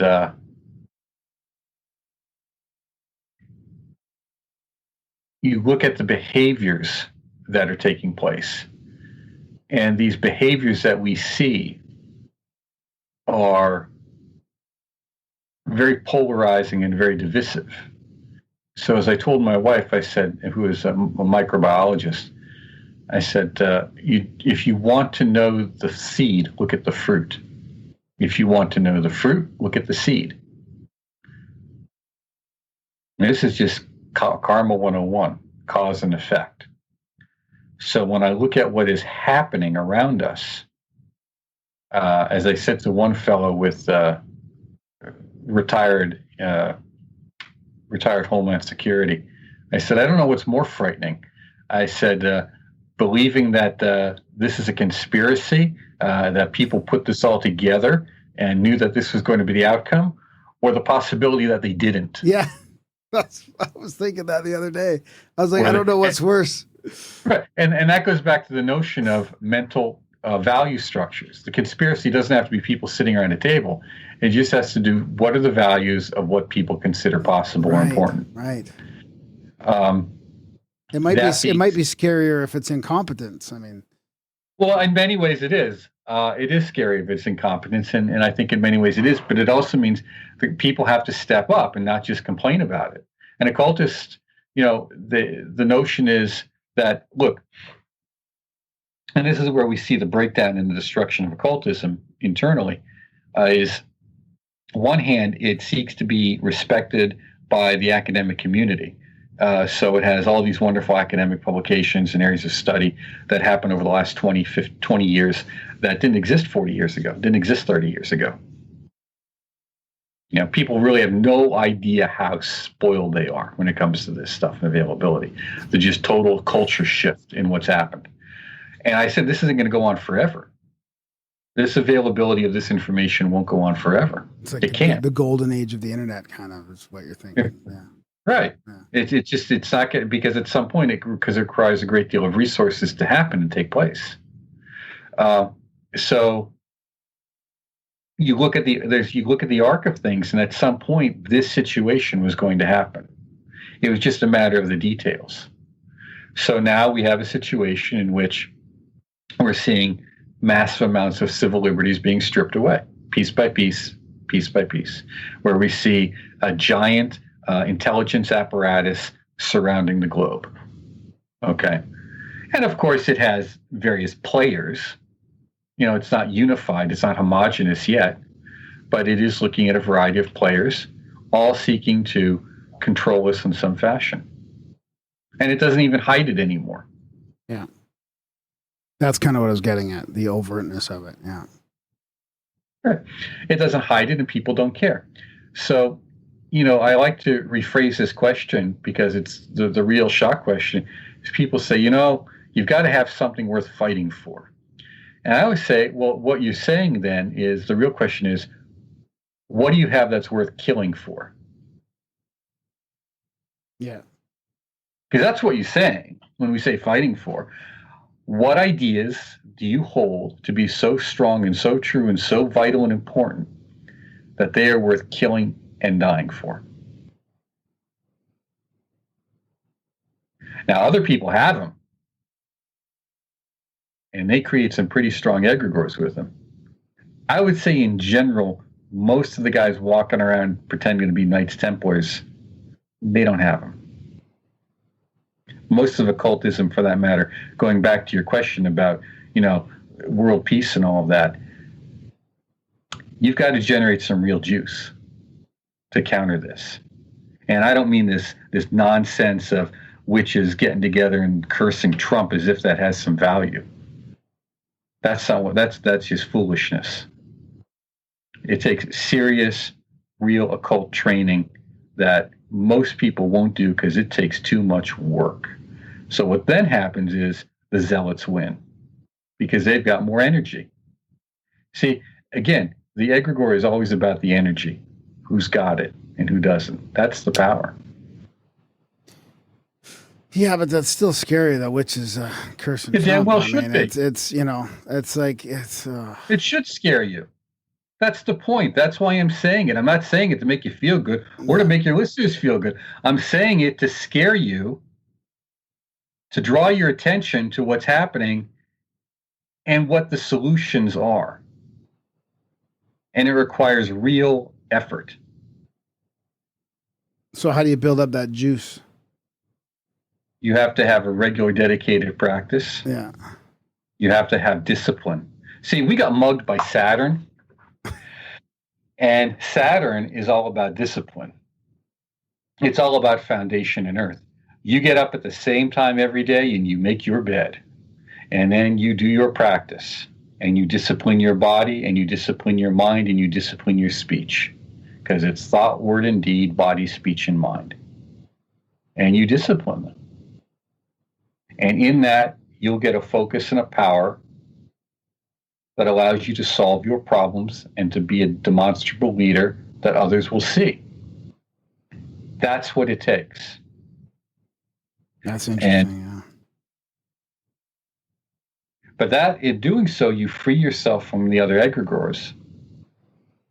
Because now occultism isn't a fashion statement. Now occultism isn't about, how many shows I got to do this week to keep the sales up or whatever's going on. It's about telling people what's really going on and what they need to do to fix it, because no one's going to come here and rescue you. No one is coming to the rescue. That's the other scary part. I mean, there may be, look at Jesus may be coming back. I haven't gotten that memo. Okay? The Bodhisattva army out of Shambhala, that may be coming down, but last I heard, they're still 400 years out. So I haven't seen that memo. Could be the big rock in the sky, crashes. Yeah, well, that's not a rescue either. No. So to actually solve these problems in a manner that is generally beneficial for most people requires a tremendous amount of individual effort. What's step one? As I said, get out of bed, make it, and have a spiritual practice. And know that you are solely responsible for your life, regardless of what's happening around you. Yeah, that's really interesting. It makes sense to me that if you create that ability to solve your problems and to articulate the solutions, then does have to be step one. Like if you're not taking care of yourself, then how can you even come up with the right answers? Well, and therein lies the rub. I mean, I've been with a lot of spiritual groups for a while. I've got over 40 years in this, and how many times have I not had people come to me about some kind of spiritual community? And I said, okay, well, first of all, here's the deal. We're going to do that. Who else is on board? Okay. Now, how much money do they bring to the table? Well, what do you mean? Well, you need to buy land. You need to buy your house. You've got to have a buy-in, buyout problem or program so people can enter and leave. I mean, you want to build a community. It takes a lot of work and money. What are you bringing to the table? They bring Jack. Yeah.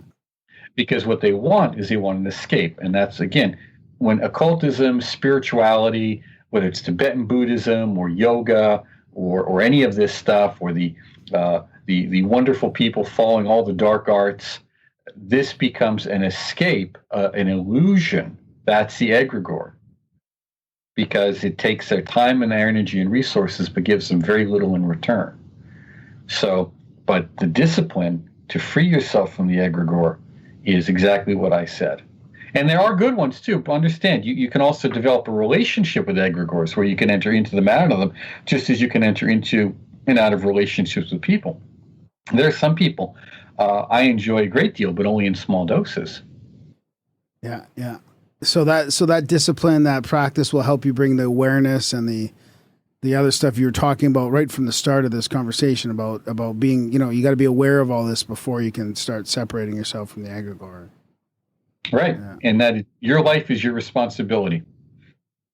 No one else's. Yeah, I like that taking responsibility part. So at a higher level than this, what's happening, especially in your country, which is very polarized, I think other countries seem to be either following this lockstep a little bit more together or not following it together. But in the States, it seems pretty polarized. Is it going to just get, is it going to heighten until, I'm not asking for any like legit predictions here or anything like that, but from a spiritual standpoint as well, is it going to come to a head and then it's just going to be falling under just more and more control, or? Well, I think the polarization is somewhat overrated. Okay. I have to say that. I hear a lot of people asking things that I said I don't see, nobody else sees. That's good, yeah. But there are problems, and I have had to tell people, first of all, I wear a mask. I know it doesn't do any good. I know that. There's zero filtration value on the mask I have. Now, of course, we can say it keeps my contamination, if I may have it, from someone else, or keeps me from touching my face. So it has some modest value. But in terms of actual filtration, it's zero. And I have told a few people, I say, guys, listen, you really should wear a mask because they are given citations, and it's just very helpful all around. See, and that's different. Telling someone politely that, when you're dealing with them or facing them is how you do it. So it's how we treat people too. But there's also, whenever we get into situations like this, where there's the control, people are seeing their livelihoods disappear. They're just vaporized. Yeah. Jobs that aren't coming back. Yeah. Okay. These restaurants that closed, they're not coming back. No. These daycare centers, they're not coming back. Okay. So what do you do now with all of these unemployed people? How much money can you keep printing to put into the system to try and keep it afloat? So there are serious issues that people know and recognize from this, for better or worse, or for different reasons. And, that's part of it. It's very important. It's a big issue. We're really not going to know the full economic impact of this probably till the end of the year, beginning of next year. And I think astrologically, I'd have to check. We're probably not going to be out of the woods on this till the end of 2021, early 2022. The thing to watch, though, is relations with China. That's the big thing. We don't want to see that get too far out of hand. I would argue it's already there. Oh yeah, we're in a soft Cold War with them. That's pretty clear. It's just a question of what happens after that. Yeah. Does it get more flaccid, or does it start to get hard?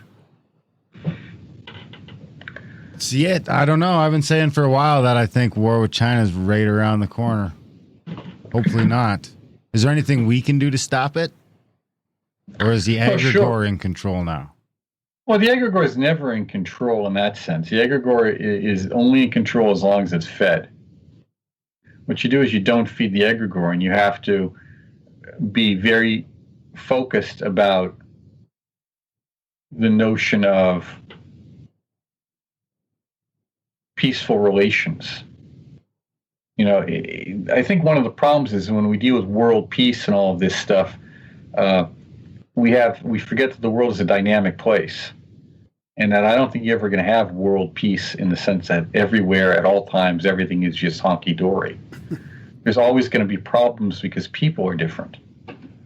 So this notion that we can control everything is itself destructive. We want to make sure, though, that what happens is that we have enough, we'll say, balance with places like China or North Korea or wherever else there may be issues, that it doesn't get out of control and turn into a shooting match. Because the consequences of that are so significant and so far-reaching that it shouldn't scare us, but it should make us all the more want to reach in and recognize that point of resilience within ourselves, which is the point of pure being, and that will bring harmony into our life. And as we bring harmony into our life, that will reach out into the people around us. and that will have a ripple effect. And that's where the egregores are shifted and changed. It's really not unlike, adding some seasoning to the soup. You can change a whole vat of soup with just a little bit of seasoning if you do it right. And it's the same way with group dynamics. Each one of us has the ability to shift a group dynamic in a positive direction. Now, maybe it won't last forever, but nothing does. All it needs to do is last for long enough at the right time in the right place to have a positive benefit for ourselves and our community, and then maybe outward for the world. So it's almost like be the change. Yeah, it's like that. It's hate to say it, but that's it. You've got it. That's just. I mean, I don't use those throwaway phrases because they've as a mantra or invocation, they've lost their power. They're so watered down. But that's the reality. You have to be exactly what you want others to be, what you want the world to be. You've got to embody it. But that's embodying it is the notion of personal change. I mean, that's what magic is about. You do assumption of the God form. That's embodying the powers of the deity, bringing it forth. You see that in Vajrayana, in the completion stages. You're embodying the powers that are within you. You're bringing forth these powers and overcoming your narrow self-limitations. Spirituality is about overcoming fear. It's about overcoming inertia and gravity, ignorance and death. That's what it's about. So if your spiritual practice is helping you overcome fear, if your spiritual practice is helping you overcome ignorance of yourself primarily, but others as well, if your spiritual practice is helping you overcome the inertia that we would call sleep and death, then you have a genuine spiritual practice. It should be a little bit of danger to it, just a little bit. So what are some daily things you talk about, starting right away, get up, make your bed, start your practice, what are some, dig into a couple little things for people that, we've talked about, meditation on the show lots and all kinds of other kind of things like that. But what do you think? The first and foremost thing is there has to be a meditative process, a mental process. That's the key to it all. The energies work in and through you. My great uncle was involved in a variety of esoteric groups. He learned folk magic, German, what's called even the Faustian black books, they're called, Wow. From his father. I learned it from him. In fact, if you look at Peterson's 6th and 7th books of Moses, I did the jacket blurb for the back of that. Okay, so he knew he was involved in the entire New Thought movement when it was the real deal. Okay, and Rosicrucianism and Martinism and all of these things. The energies work in and through us. You have to purify yourself. You have to make confessions of your sins. What have you done wrong? Okay? And that can be a nightly review. You just look at the day and say, what did I do? What am I going to do better tomorrow? And then you have to just do it. We talk about the power of willpower, but will is just where all the parts of us are congruent. Use the NLP phrase. Magic is about bringing congruency to our action. Again, thought, word, and deed. Am I saying and acting and thinking in accordance with a single purpose that is at hand? If you're a server in a restaurant and you're saying thank you very much, do you really mean it? If you're saying thank you to someone, do you really mean it? This is the hard part. It's easy to do a ritual. Yeah. The hard part is actually looking at yourself and saying, okay, for the next 24 hours, I will not use rough, coarse, or vulgar language. Because that's disruptive to my energies. That's disruptive to my psychic channels. Sounds like some deep step 10 work there. Yeah. For the next 4 hours, I will not eat 4.5 hours before bed because that's disruptive to my sleep cycle. And that intersects with dream yoga or dream practices. Yeah. See, this is where the discipline comes in, and where you have a practice that works anywhere, anytime, regardless of whether you've got your rainbow wand or your robes. And it frees you. Magician's robes, not bathrobes, Darren. This is my robe. It can be whatever I want it to be. You don't get to decide what my robe is. That's the beautiful part of it. The background color of the universe is tan or brown, so you can blend in with anything that's out there. You're good to go. This is my Jedi robe. That's it. Yeah. There you have it. No, I really appreciate you get just digging into some of that stuff. I really think it's good advice, and yeah, it's just being more authentic and that discipline. I'm in a tough spot. I'm in a spot. This is going to help me. This conversation. I'm in a bit of a rut with that discipline. With that, you sure are. Moved into a new place. Didn't really get that sort of lost that momentum and that. I'm in a bit of a rut too with some of that stuff myself. Yeah. So this is good timing for this chat. I mean, especially with what's going on right now. It's easy to lose momentum. That's okay, but that's why you become like the 5 people you spend the most time with. Yeah. You motherfucker. Yeah, that's the egregore. The 5 people you spend the most time with. What is it in Freemasonry? You have what? You have the master of the. Well, you have the master of the lodge. You have the volume of the sacred law. And you have the brotherhood, okay, and these make up the lodge. So the people, it's no different in the Buddha, the Dharma, the Sangha. The teacher, the teachings, and the body of the faithful. And that Sangha is not just the people that were around the Buddha, just as the fraternity isn't just the people in the group in your lodge, but it's the broader group, even going into the invisible itself. And that's where we get into the church as the mystical body of Christ, or the Bodhisattvas, or the Great White Brotherhood, or whatever they're calling them now. All of those things are how do we integrate into that, so that we have those qualities, emulate those qualities within ourselves, and therefore have access to those energies.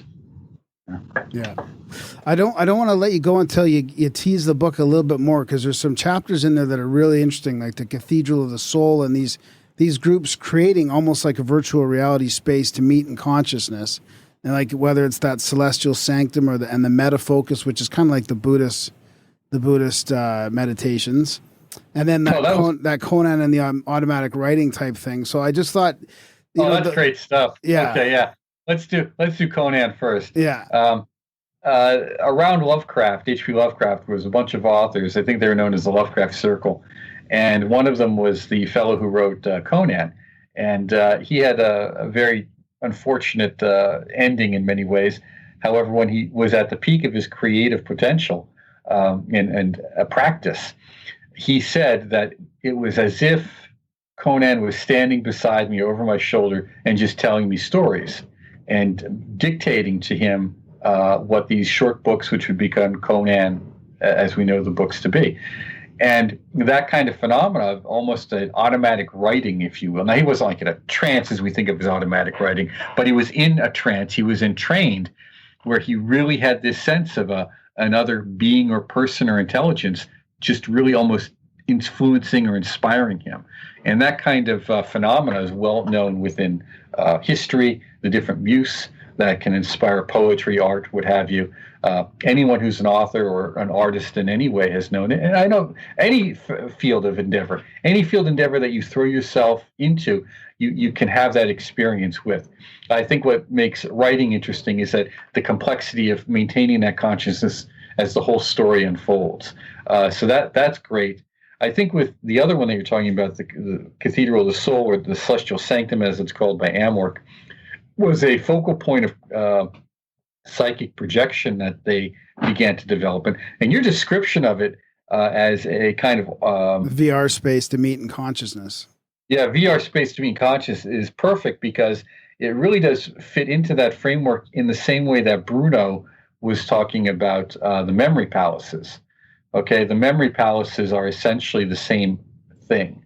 The only person I know of that has really explored this well and in depth on a practical level was Jean Dubuis, with his writings on the different palaces, and in particular with his work, The Experience of Eternity, which was his final book, and how these memory palaces are created, how these virtual reality spaces are created on a psychic level, and how they're sustained.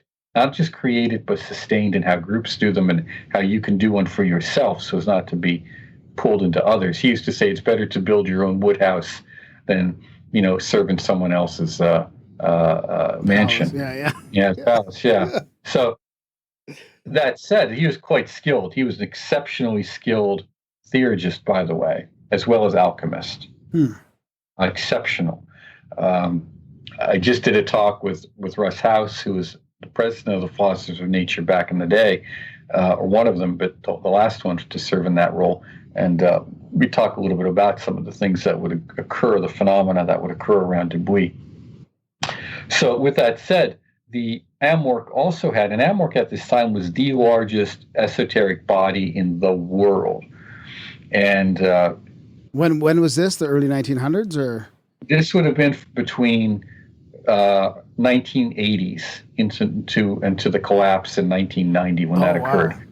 And I'll tell you, I have two interesting theories that I think your listeners will be interested in. I'll say these for the first time on air. At least I didn't think it's the first.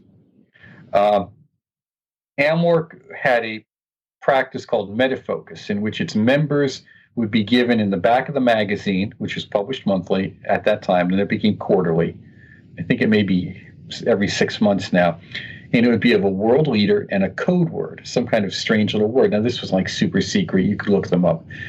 And then you would meditate at a time on this leader for 5 minutes. That's all it was. This wasn't huge stuff. And you would see, it was interesting because usually about a month or two later, something would be happening, or maybe not even 2 months later, a few weeks later, would happen around these leaders. So they were trying to create a context of improved, world relations indirectly. They then got rid of that. They still kept metafocus, but they got rid of the specific leaders and just told the members, spend 5 minutes, meditating on, world peace or harmony for a period of time, trying to keep that, leveling action, if you will, in place. Now, I believe historically the role of Amorc in the 20th century esotericism was so significant that in some ways the events around its the problems of 1990, 91, 92, in which it saw in the English language Grand Lodge, it had 12 or 13 Grand Lodges for different language jurisdictions. But when it saw that was the strongest one, it saw its membership go from about 45,000 people down to 5,000 people in a matter of years, effectively eviscerating the organization on many levels. Now, it's still around, by the way. It's still around, but it is nowhere close to what it once was. Not even close. And, of course, that's my bias. I'll just say that, for listeners. I believe that had to happen because they were the only body that you could get into. And if you listen to some of the interviews I've done with people, where, let me tell you, you met significant and serious occultists on some levels. Yeah, there were a lot of true believers, and there were a lot of what you might call just, fluff bunnies or stuff like that, or middle class. I don't know what to call it now. What would you call it? Like a yoga mom variation of that, thing. But let me tell you, Father Albertus was through it. Rigardi was in it. Jacques Vallée was in it. There were a tremendous amount of people who moved through that organization that people were unaware of. That said, I believe that for that reason, we'll call it the dark forces really had to bring it down. And I also believe the same thing about the Roman Catholic Church, that for all of its problems, all of its issues, the last saving grace of the Catholic Church for many people, and this is also because of their publicity around this as well, but also for reality, it is the last real Christian organization, major religious entity, that has a ritual of exorcism. Wow. That's really interesting. Which was actually gaining ground again a few years back. Yes, and in part because it served their purposes of we can protect you from the devil. But if you look at it in terms of what really goes on, unfortunately, I don't see it. It's not the only option, but it is the one people think about. and they have the necessity of that. There is something that goes bump in the night that you really need to be afraid of, so that you can deal with it. There's the book called The Gift of Fear. Fear is an alert to us that something isn't right, that we need to pay attention. And that exists too in the invisible as well. We need to pay attention here. Pay attention. So do you think that happening in what did you say was the early 90s when that really went down to like 5,000? I mean, do you think that that's got some indirect result of why nowadays it seems like there's a huge spike in interest in all kinds of organizations and, magic and occultism? I mean, yeah, but most of them are worthless. I mean, when you think about it, I mean, how many of them are big enough that they can get anything done? No, but that's kind of what I mean. It's spread. It's got it spread out all over the place now. It's diluted. There's a tremendous dilution. But yet there's a huge influx and interest as well. So it'll be interesting to see where it goes, as if people stick with it or take it more seriously or get more interested in it. It's a wave, though. You have to think of it this way. It's a tidal wave. The wave goes out. Yeah. It gains strength. It's concentrated. The wave moves concentrated in. And if you're lucky, you're a surfer and you can ride it. But then a point is it hits the shore and it dissipates. And then it goes out again and it's weak. So what we're experiencing in the widespreadness of it is actually the weak side of it, not the strong side. Okay, interesting. Yeah. What we're seeing with all this publication is the necessity of getting things written down so they don't get lost. That's considered a period of decline, not a period of revelation. Wow, that's interesting. So how long does that go usually? I think it all depends. I think there's quite a few factors at work, but all I have to say is, for the listeners, you need to decide how significant and important this spiritual teaching is going to be for you at any time, whether times are good or times are bad in your life. You have to get involved, dedicate yourself to some things, and just work it through and stay focused on a path. Yeah, that's awesome. Yeah, that's good advice. What do you got going on next, Mark? We don't want to keep you too long here, but do you have any projects, any more books coming out, or anything like that? Well, what we finally did is we're able to get something like 10 years of audio recordings organized and up on Teachable in our class form. So wow. we have our coursework, which is a complete overview of the path, and it's very detailed and it's very good. And folks can go there and see what we've got. We continue to do some writing. Not as much right now because that's taken a lot of time, and shifting towards more audio presentations because of the ability to do the oral presentation and really the oral tradition. Yep. So what I'm working on now is, just this morning I decided I'm going to do a class on Israel Regardie's one-year manual and take some of the notes and discussions I've had with Joe Leshevsky, because he knew Regardie for whatever it was, 12 or 15 years or something like that. And take some of the notes from him and other discussions with people and look at that presentation of the fundamentals that are in that book, which are essential, and show what their benefit is. Because I find that students want to skip over the basics. They want to get to the good stuff when the reality is there is no good stuff. There's only how well you do the basics. Yeah. So that's on the plate. Awesome. And that's all. Is that all at Hermetic Institute? If we haven't linked up the Teachable platform because it's so new to the hermeticinstitute.org, but if they go to Vox Hermes, our blog at WordPress, they'll see some links. And if they go to teachable.com and just type in Institute for Hermetic Studies, they can get it. Or if they go to either of those two or three and just email me, I'll send them links on it. Awesome. And of course, we'll link to all that in the show notes as well. Did you have anything else, Darren? No, I'm going to check out the course, I think. I almost interrupted you a couple times. Yeah, I'm going to check it out too. Yeah. A bit of an interrupter. Let me tell you, the course is exceptionally detailed. You're not going to find anything like it out there. I can promise you. Awesome. It's Well, exceptional. that's great. Yeah. Well, I mean, I didn't even really focus. I wanted to talk to you about egregores, but it's great to know all this other stuff too. So. But we did talk about egregores. We just didn't use the word. Exactly. Yeah. No, that's good. That's awesome. Don't I get appreciate aggro. it. Yeah, I'm glad. No, I'm grateful that we. There you go. Yeah. That's a good place. That's a good state to be in. Yeah, is that's grateful. Yeah. Excellent, Mark. Thanks, buddy. We'll link Thank to all you that in very the much. show notes, and that was a great book. I'm glad you read it yourself too. I was going to compliment you on that. It fits in with this audio. I think everything's going audio now, so I think that's a good direction for you guys to go.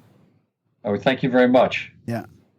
Right on, buddy. Right on, Mark. Thanks care. a bunch for coming on the show. Good luck and come back anytime. Oh, you're welcome. Feel free to invite me. All right, buddy. Good night. Take care. Bye. And that was a chat with the one and only Mark Stavish. What'd you think, buddy? Yeah, it was good, man. I'm glad we got into all that. Are you more aware of all your egregores now? Yeah, totally. Yeah, it's inspiring. It's needed. Yeah. It's like the last two shows we did. We just recorded before this one as well. They're timely and inspiring for me. I need some motivation, and it's good, man. Yeah, That was a sloppy. See, I can't even high five properly. We got to get you into a program. You were like, you came in low. So, just for people, Amorc is the Rosicrucian order, their official organization. That's what he was talking about. Jordan was a Rosicrucian. Oh yeah. Yeah. Wow. Yeah. Interesting. I agree with what he said, man. You know what's 100%. interesting about it? He talked about the Buddha Dharma Sangha, which is part of our recovery program at recoverydharma.org. But he also talked about like step 10 stuff. A lot of it was kind of recovery related, the stuff that you go through, like to try and, heal from alcoholism and addiction. Whose audiobook did they end up going with? What do you mean? The Recovery Dharma people. No, they didn't. No, they weren't publishing anything. Oh, no? No. It wasn't like they were choosing. It's just, it's open, totally open. Whichever narrator you want. They're not, I don't think they're publishing. Did you think they were publishing their own?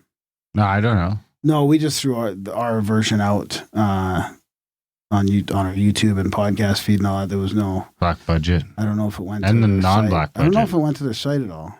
Yeah. I thought it was on their site. Well, I don't know. It was for a bit, but then I think it got taken down or something. Bastards. Yeah. I don't know. Anyway, big thanks to Mark for coming on the show. Big thanks to you guys for listening. One way to get those egregores off your back, head over to Grimerica.ca/support. Like he said, supporting stuff helps. Just don't spread yourself too thin. Just don't spread yourself too thin. We don't want you spreading yourself too thin at Grimerica.ca/support. Just thin enough. Help us thicken up a little bit over here. Thicken up our resources. Thicken up our egregore. Helps fatten up the egregore into some healthy fats. I don't know. Anyway, support the show because it matters and we notice and we love you for it. And if you guys didn't support the show, there'd be no show because, that's just how it works. We hope you guys find a little value from the show and in turn throw a little value back our way. Grimerica.ca/support. If you're a little down on your luck or you don't have the extra funds, you can review the show, share the show. I mean, we got tens of thousands of listeners, but we still aren't even quite at 1,000 reviews yet. Yeah. Reviews and ratings. So I mean, that would help. Yeah, it helps. That helps. Comment, do the review, the stars, and the comment. Share. That helps the algorithm. That's it. Helps the what? The algorithm. All right, guys. We love you. Thanks for listening, and we will see you next week.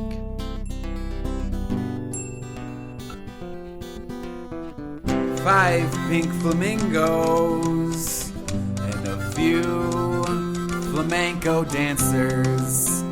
They're in the kitchen and they're baking Day of the Dead cookies. And I step into the kitchen and I'm like, let me have a lookie, see what kind of cookie you're cooking up.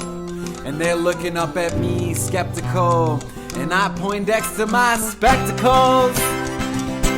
And I'm wearing a maroon Harvard t-shirt. Yeah, I know I'm a smart cookie, but I'm no psychic. You can come and ring my bell, but where we're gonna end up in the future, I can never tell. I can never tell.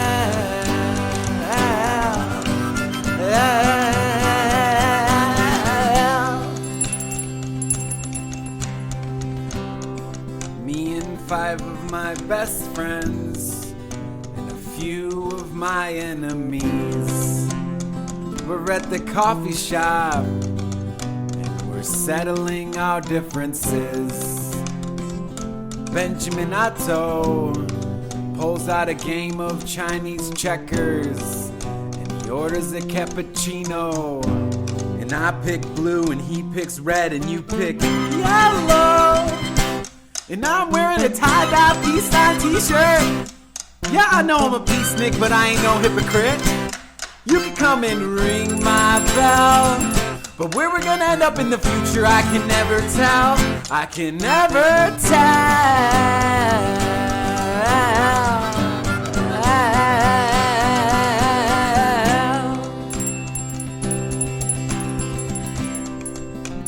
One bell, one man. With my sense of smell, I can smell the salt in your tears, and I can sense your fears. You're hoping for a bit of divinity in this worldly vicinity, and you understand the fragility of the human vessel, and you sit Indian style like a pretzel, and you levitate to a transcendental state when you meditate. And you levitate to a transcendental state when you meditate. And you levitate to a transcendental state